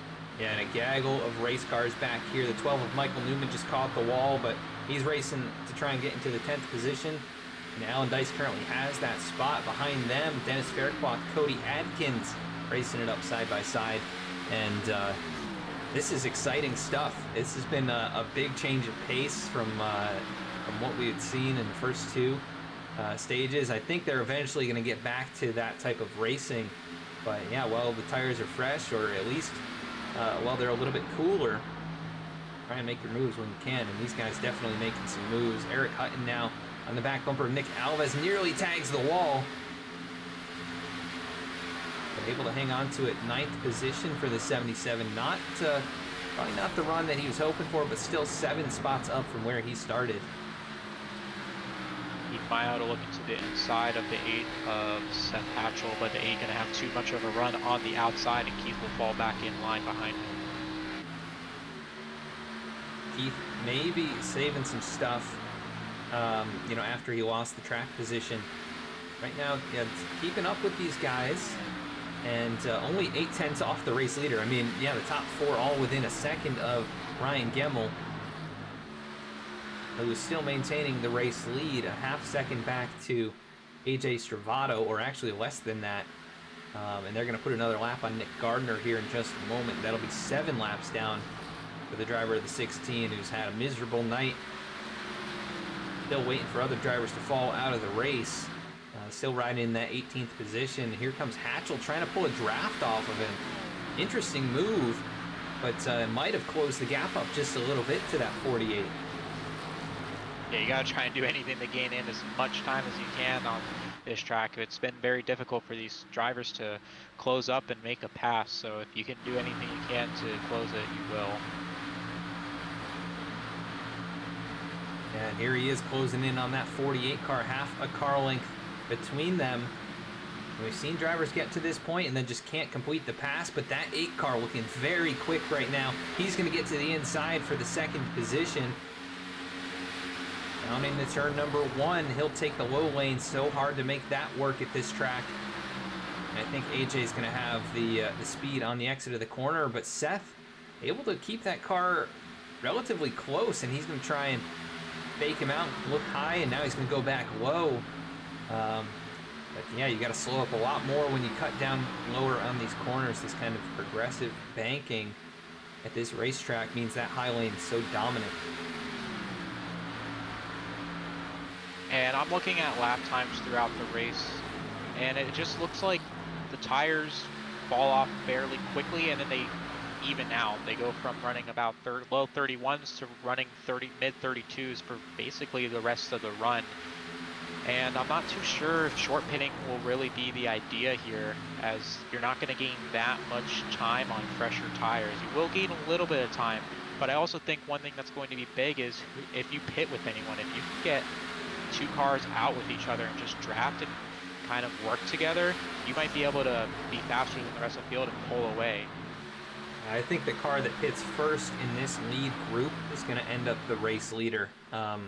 If you pit a lap ahead of the next car, it's a 1.5 seconds possibly in terms of time gained, and that's enough to get out in the lead. And then, like you said, the fall off just kind of gets to a point, and I don't think the drivers behind, even with the lap fresher tires, would be able to make up the difference. So you can't pit too early, but you can't be the last one in this group to pit either, I don't think. Probably you've got to be that first guy, and you've probably got to pit right around the midpoint in the stage here. As Hatchell looking really sporty down low, almost completes the pass, but has to slow up. And now Mayato, he's right here in this battle as well. And the outside lane opened up for him as Hatchell, right down by the white line, almost looked like he was going to start coming to pit road, but and out on the racetrack now battling with his teammate for that 3rd position. Mayato cuts him a bit of a break, and Hatchell hangs on to 3rd.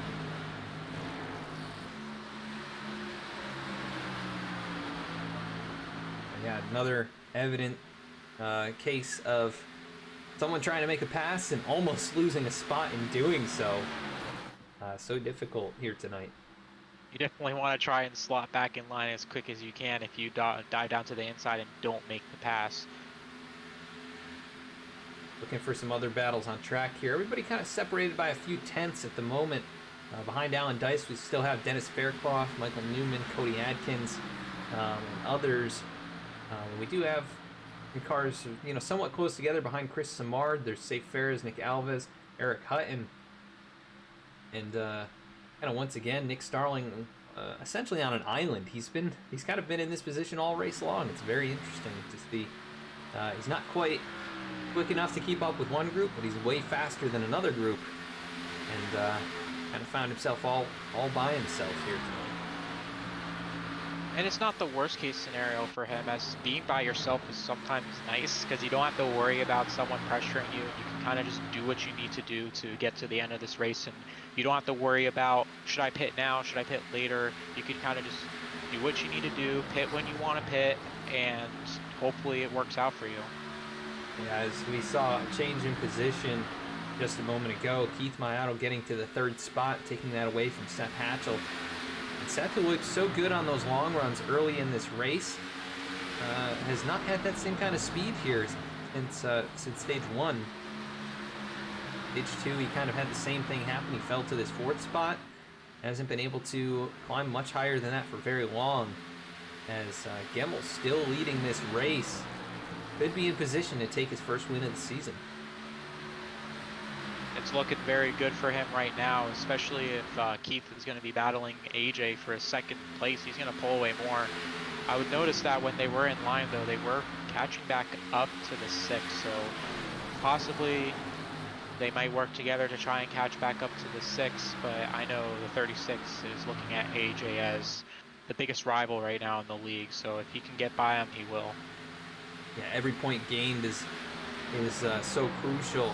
And AJ has been the man to beat all season long. 6 race wins in the first 16 races.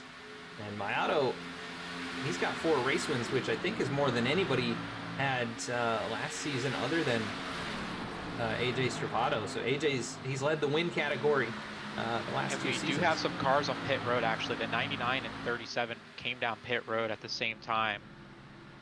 Yeah, so Nick Starling surrendering 5th position. Chris Simard, I think, was 7th. They bring it down pit road and smoothly into their pit boxes. I'm hearing more drivers announcing they're coming in. It looks like Dennis Fairclough will be pitting in this time as well. So starting a little bit of a pit party, it looks like, with those 2 drivers announcing on the radio that they will be coming down. Yeah, and we'll see how it works out. I know Nick Starling was about 1.5 seconds, maybe 2 seconds behind who was in 4th place at the time, and Mayato getting passed back up by Seth Hatchell. So the attempted pass on Travato not working out. It's the top 4 remaining on the racetrack. I'd be surprised to see these guys stay out much longer, knowing that both Nick Starling and Chris Simard are back out there on fresh tires. Yeah, we got the 57 coming in as well as the 81 now coming in. It looks like they're kind of doing it in bundles of 2 or 3, possibly wanting to pit with someone so that way you have the draft coming off, as it will help you maintain speed. Yeah, I think if these guys stay out for much longer in the race lead, I think Nick Starling could cycle out as the leader. Gain about 1.5 seconds a lap. We'll see what his time is at the line this time, but Ryan Gemmel with 32.89, and Nick Starling up to full song right now. Got a good advantage over Chris Simard as well. So Nick, that time at the line at 31.16, that's 1.7 seconds in the bank for the 99. That was about the difference he had to the race to 4th place. And I think one more lap here, he might just leapfrog these guys. They are still staying on the racetrack, top 4, continuing to ride nose to tail. And Safe Fair is in 5th position, quite a distance back. Here comes Eric Hutton to the pit road, trying to close that gap up by pitting before the leaders. These leaders definitely need to be pitting soon, I would say within the next 2 laps, in order to not lose too much time on the fresher tires. They are losing time, and hopefully they're thinking maybe that a caution comes out. These cars come down pit road, as a lot of accidents do tend to happen.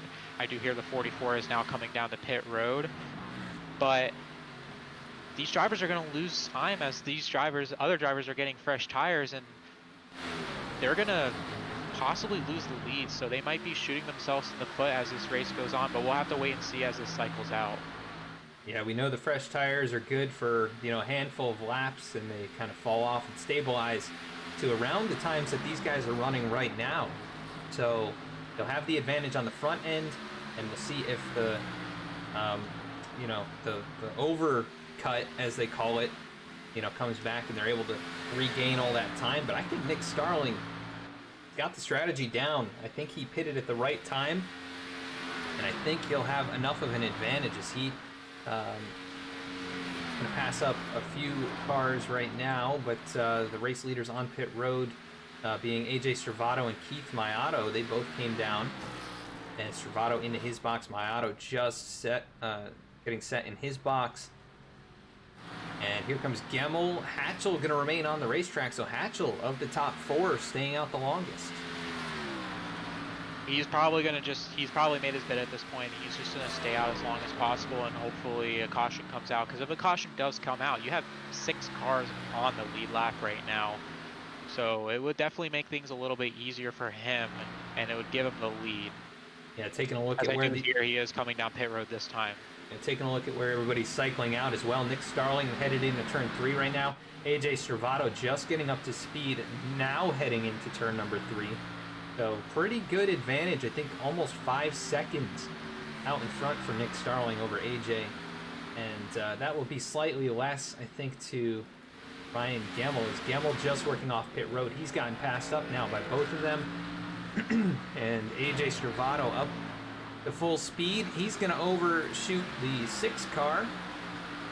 So Gemmel staying out that extra lap or 2 going to cost him. He has now lost out positions to both AJ Servato and Keith Mayato, Chris Simard, and Nick Starling. As Hatchell onto pit road. Gets service completed on his race car. Here comes Nick Starling, going to pass him up. Justin Carey, the only driver to not pit, and I think he's bringing it in this time. Nope, staying out there. Yeah, for a driver like Justin Carey, after you've been out for so long, you have to try and, further back in the pack, you have to try and do something completely different, and this is the only way he's going to really have a shot at winning it. Taking a look at Seth Hatchell, he's now cycled back to 10th position.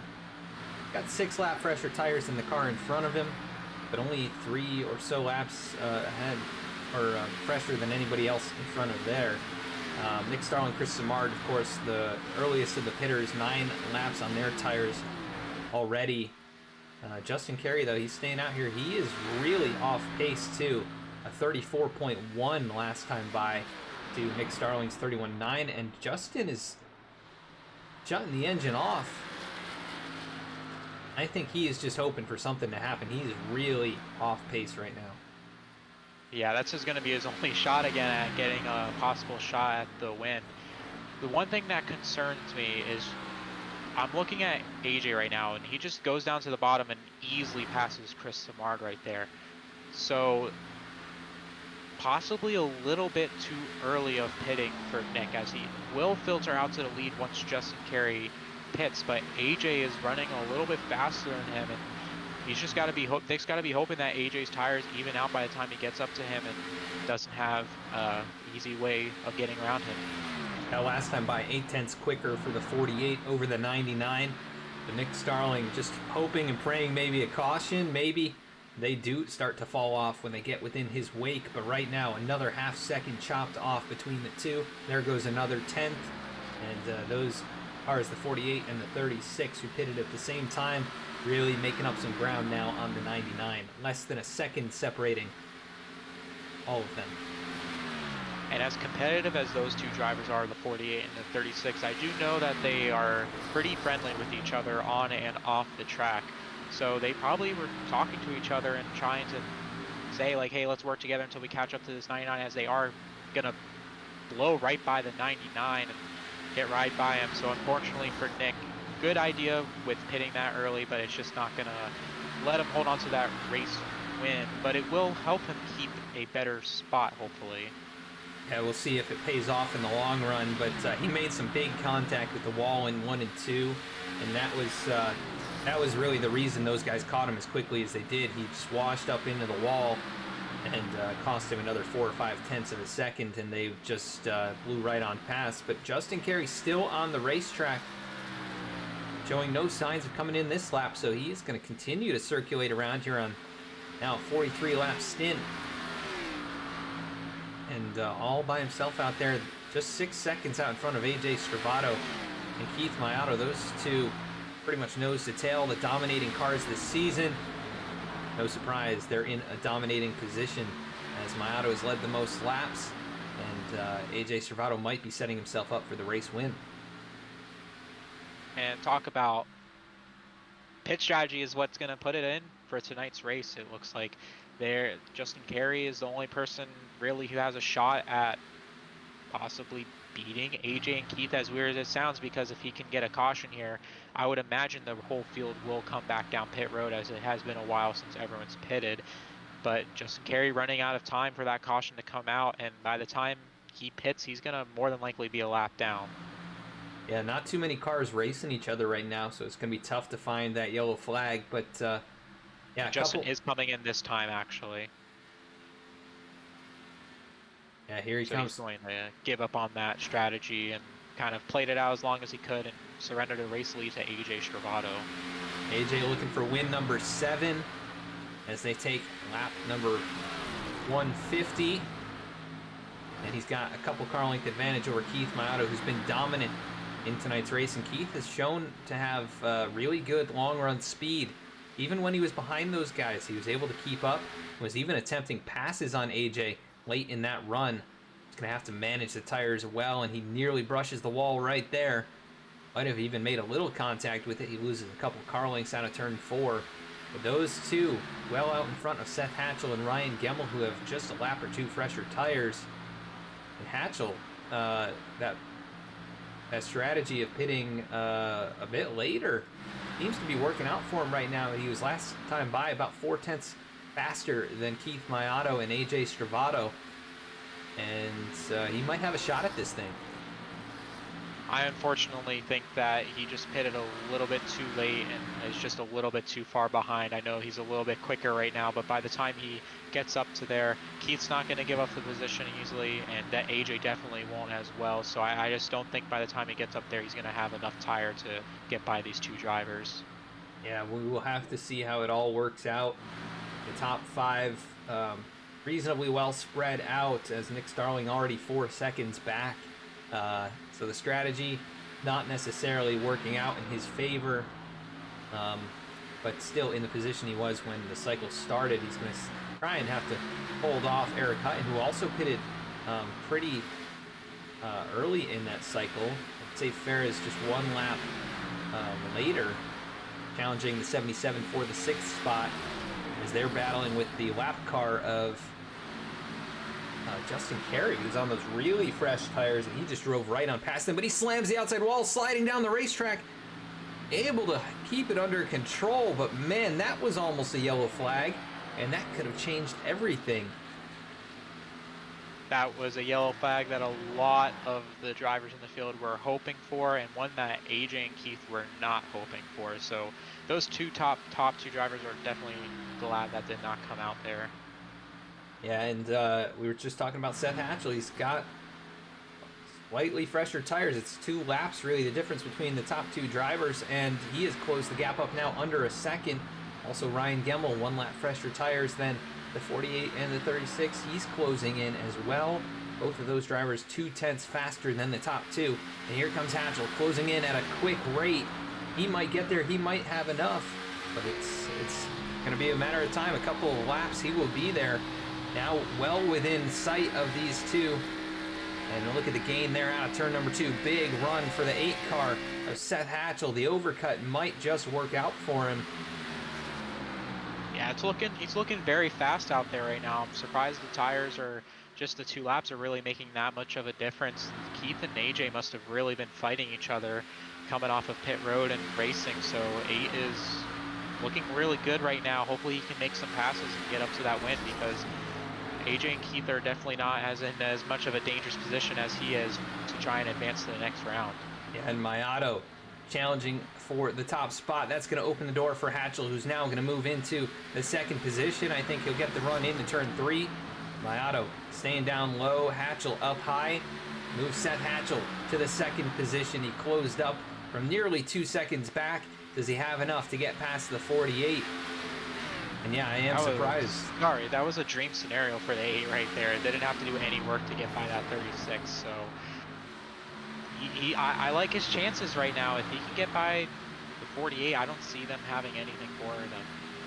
Yeah, and Hatchell, who hasn't won since the regular season, race number 10. He actually started the season with a win, race 1, and then race 10, the final race of the regular season. Capped off both ends. Can he start off round 3 of the playoffs with a race win and challenge that 48 car, who is almost a sure shot into the playoffs with his mountain of playoff points and so many race wins this season. Right now out in the lead though, and Hatchell seems like he's kind of hit that bubble.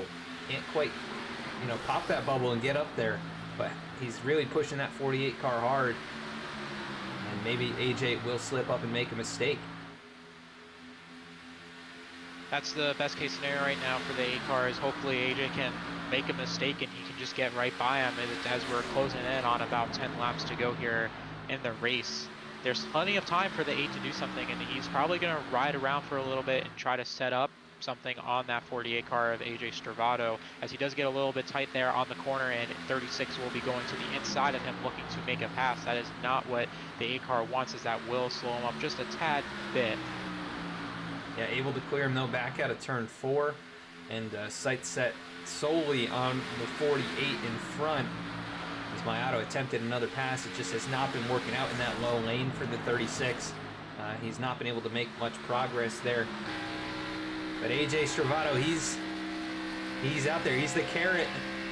And Seth Hatchell, the horse behind him, trying to get there and just cannot seem to find the speed. But a little bit of that draft down the straightaway does close the gap. Now just over 0.3 of a second.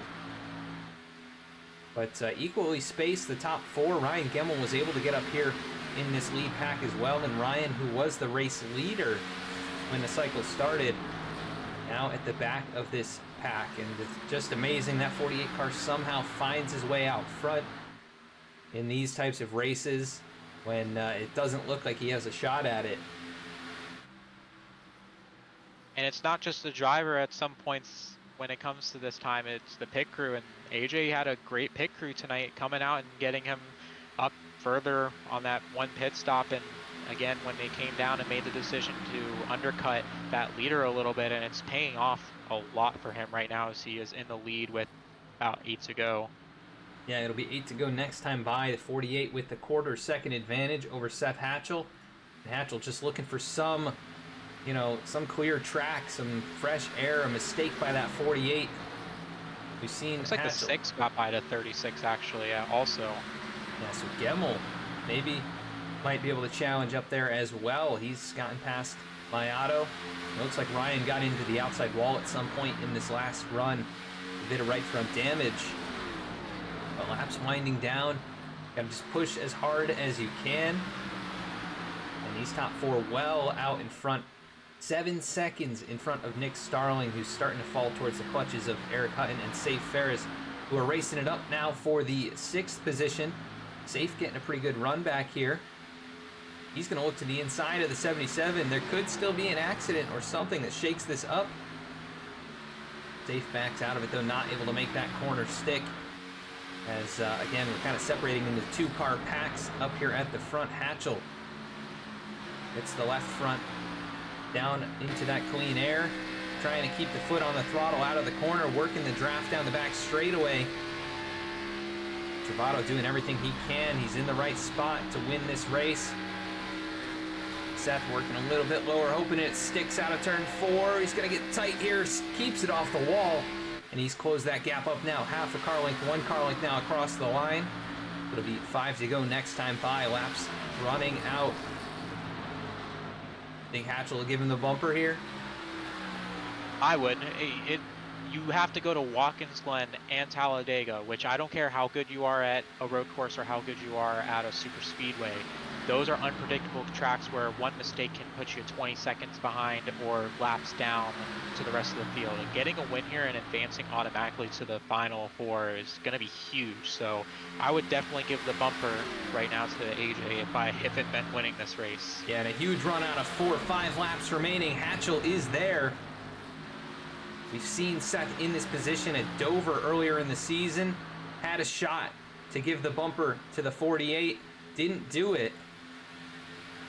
We'll see if his decision making is a little bit different here as the 48 up the track. The 8 trying to get to the inside, just can't quite get there. He's pushing really hard, working a lane lower. He's got the draft on the straightaways. 4 laps to go, the top 2. Racing it up for the win. 3rd and 4th. Battling right now, that's Ryan Gemmel and Keith Mayato. That 48 car has been so strong all season. 6 wins. Looking for win number 7. Hatchell looking for win number 3. And it's getting more difficult lap by lap. These tires wear out. The fuel running lower. The car is getting tighter. And the 8 of Seth Hatchell getting farther away. Now a car length behind out of that corner rather than on the bumper. But still close enough to make that move. He's going to set something up for this last lap, I believe, as he does get to the bumper there and gives AJ a slight tap, but not enough to really disrupt the car there. I think he's setting up for a turn 1 and 2 bump, it looks like, as AJ dives down lower to try and break the draft. Yeah, and Seth has been working lower here in 3 and 4 and somehow making that car stick out of turn 4. And almost at the bumper, gets the wall though, the 8 car, Seth Hatchell into the outside wall. It's going to be 2 laps to go, and now AJ Servato can breathe a little easy. He's got 6, 7, 8 car lengths into turn number 1, and Hatchell reeling from that mistake. Going to be a little too late at this point. He gave it his best shot and just overdid it there out of turn number 4. It was a matter of time, I think. And AJ Servato looking like he's on his way to win number 7 and a walk into the championship finale. Was essentially guaranteed in with a strong finish tonight, but this is going to do it for sure. As white flag in the air, AJ Servato leading the way. Hatchell trying to chase him back down, but it's almost a half second, and it's probably just not possible at this point to get that kind of speed out of that race car that's now got right front damage. AJ Servato played the strategy perfectly. His pit crew was perfect.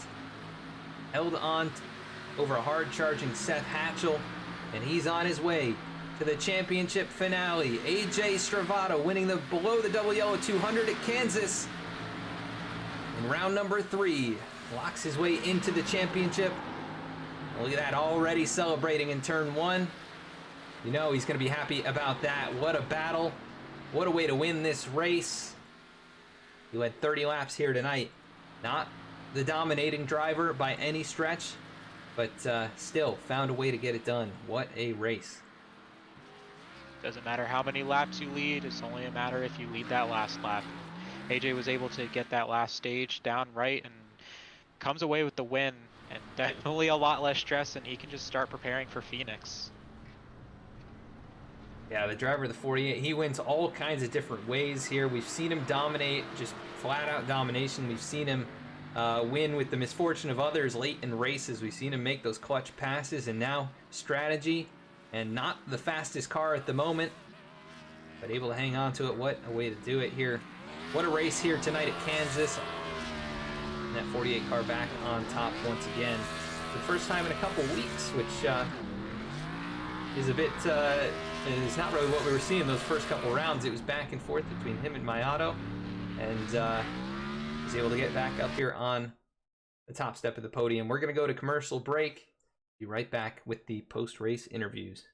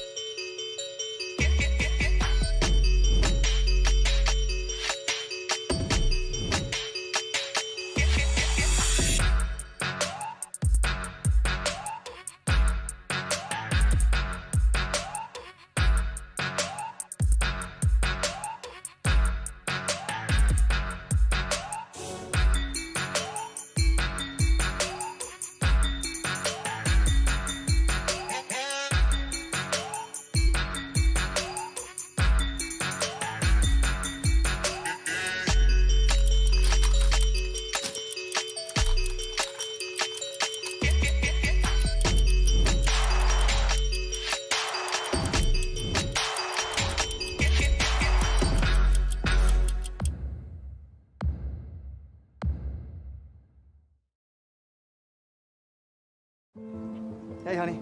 It's happening. The baby's coming. Okay, I'm on the way. Hey, buddy. You ready for the big game? You're gonna be there, right, Dad?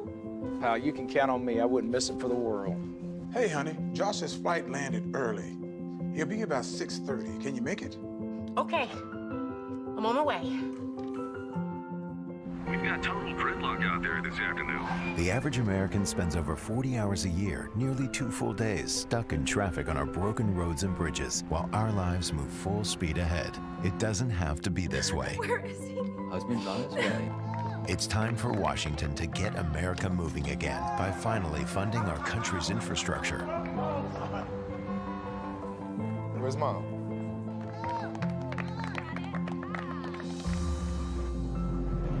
Tell Washington to fund America's infrastructure, because life won't wait.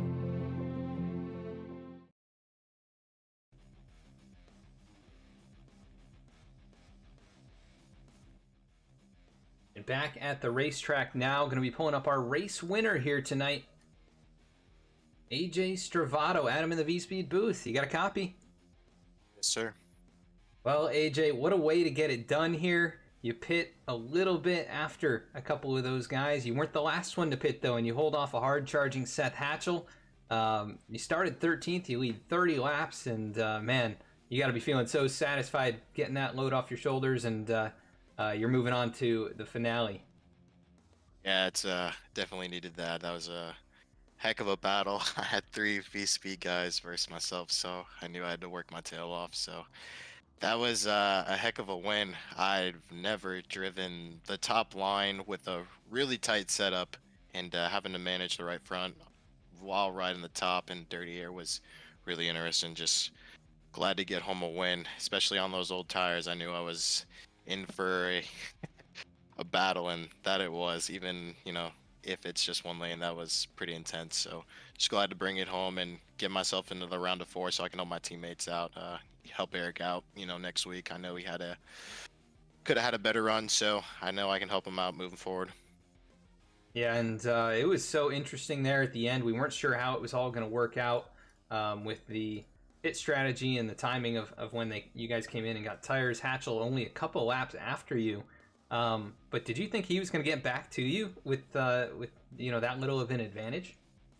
To be honest with you, I saw how little time there was on the pit cycle, and I honestly didn't even think of Seth at the time. I thought it was just going to be between me and Keith and who was going to really make the move there, if he was going to use the bumper. But I saw him closing my mirror with like 15 to go, and I'm just like, well, guess I gotta worry about something else now, and kind of game plan for that. So it was just about giving the right amount of dirty air at the right time, because the setup would start to get a little loose getting off the corners, especially off of 4. So that was a spot where you could really give dirty air and kind of stall momentum, and that's all I was really trying to do and could do. So honestly, Seth and Ryan and Keith were quicker. It was just a matter of being out in front and executing on pit road. I think that was the difference. I gained 2 spots, I think, exiting stage 2, just by risking just very minuscule amounts of time that can, you know, win you a race, and, you know, executing the little things, I guess,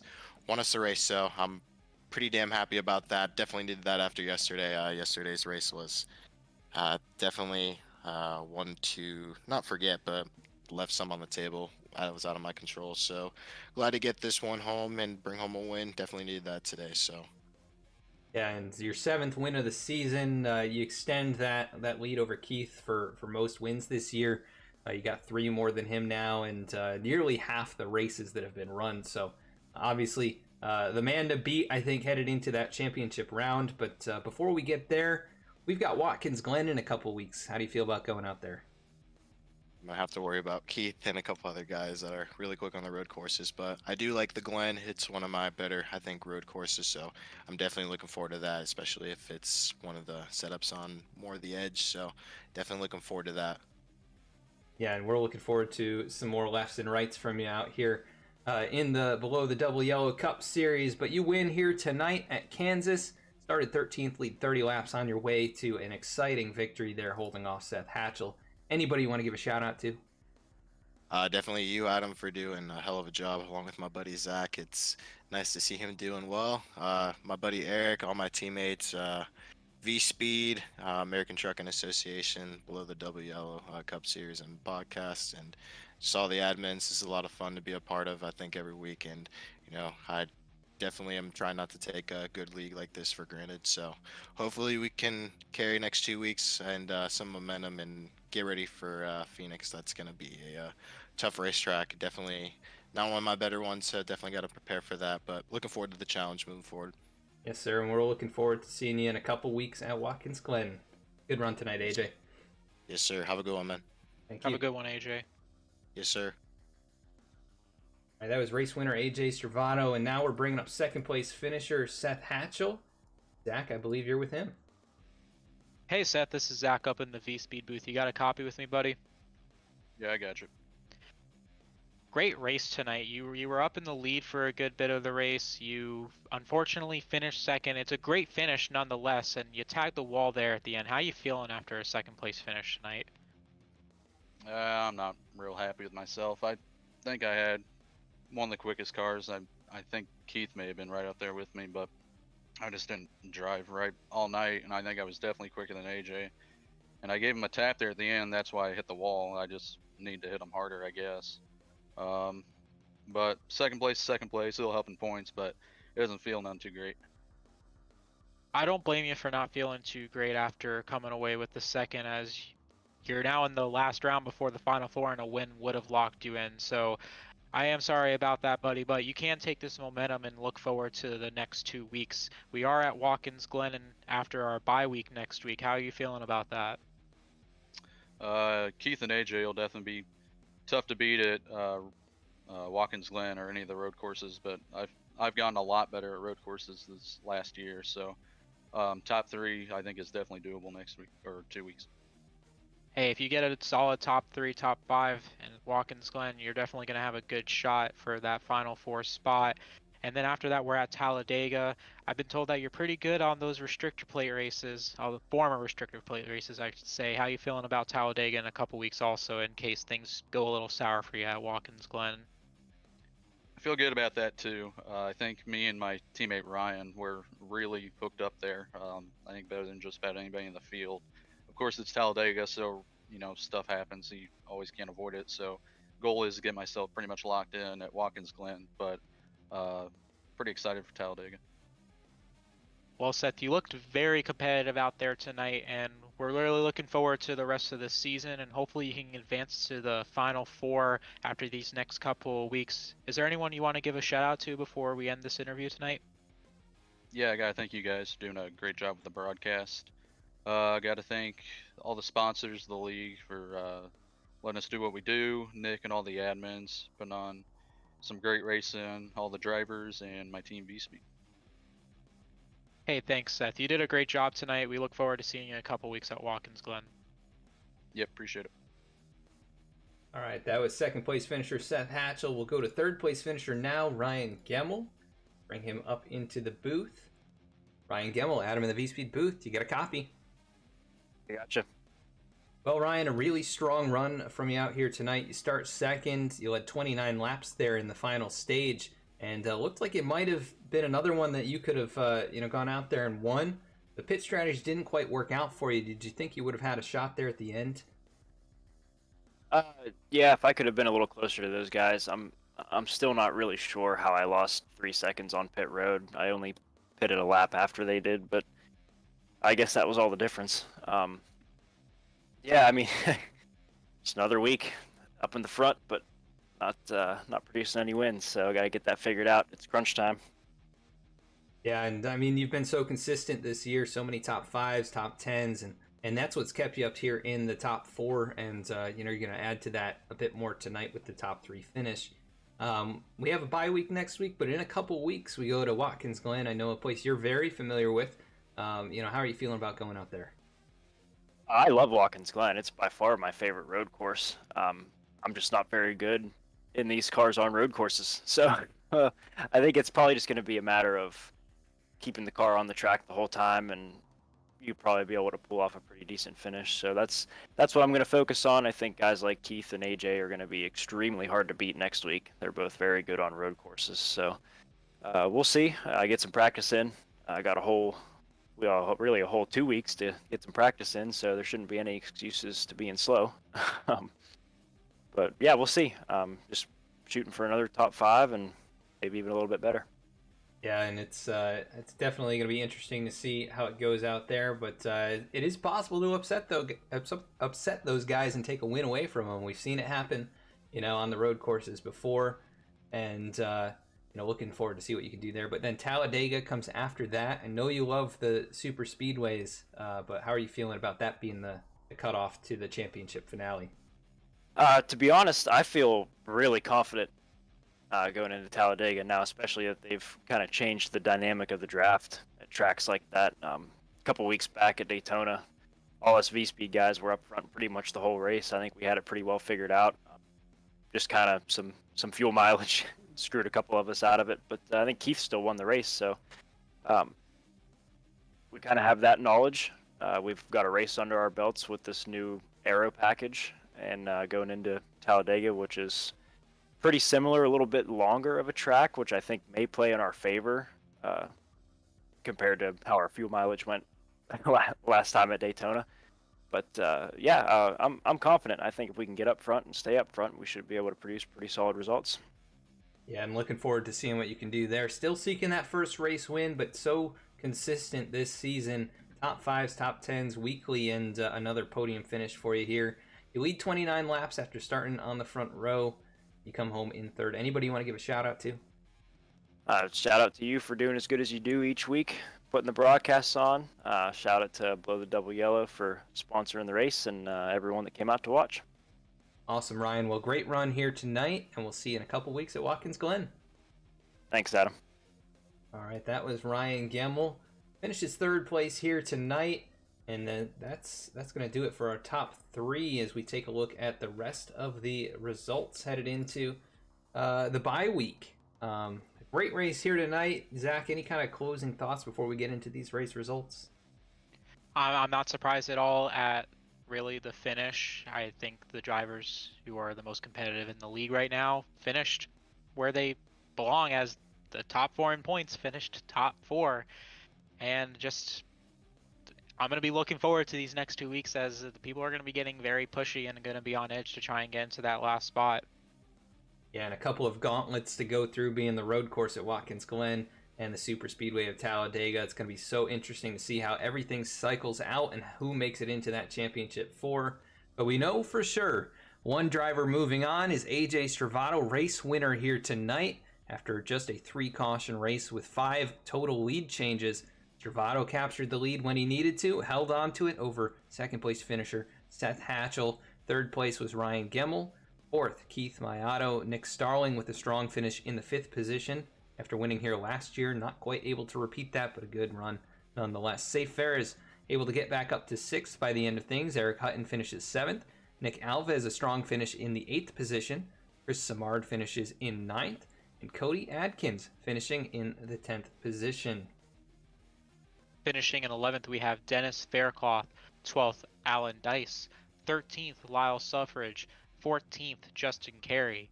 15th, Kyle Payne. 16th, Jordan Brockwell. 17th, Nick Gardnier, as he was able to try and come back after that early incident that happened on, but he unfortunately does not have a good night and will be looking to possibly win to advance to the next round. In 18th, we have Michael Newman. 19th, Jordan Shepler. 20th, Dallas Sullivan. 21st, Timmy Emanuele. 22nd, Eric Lambert.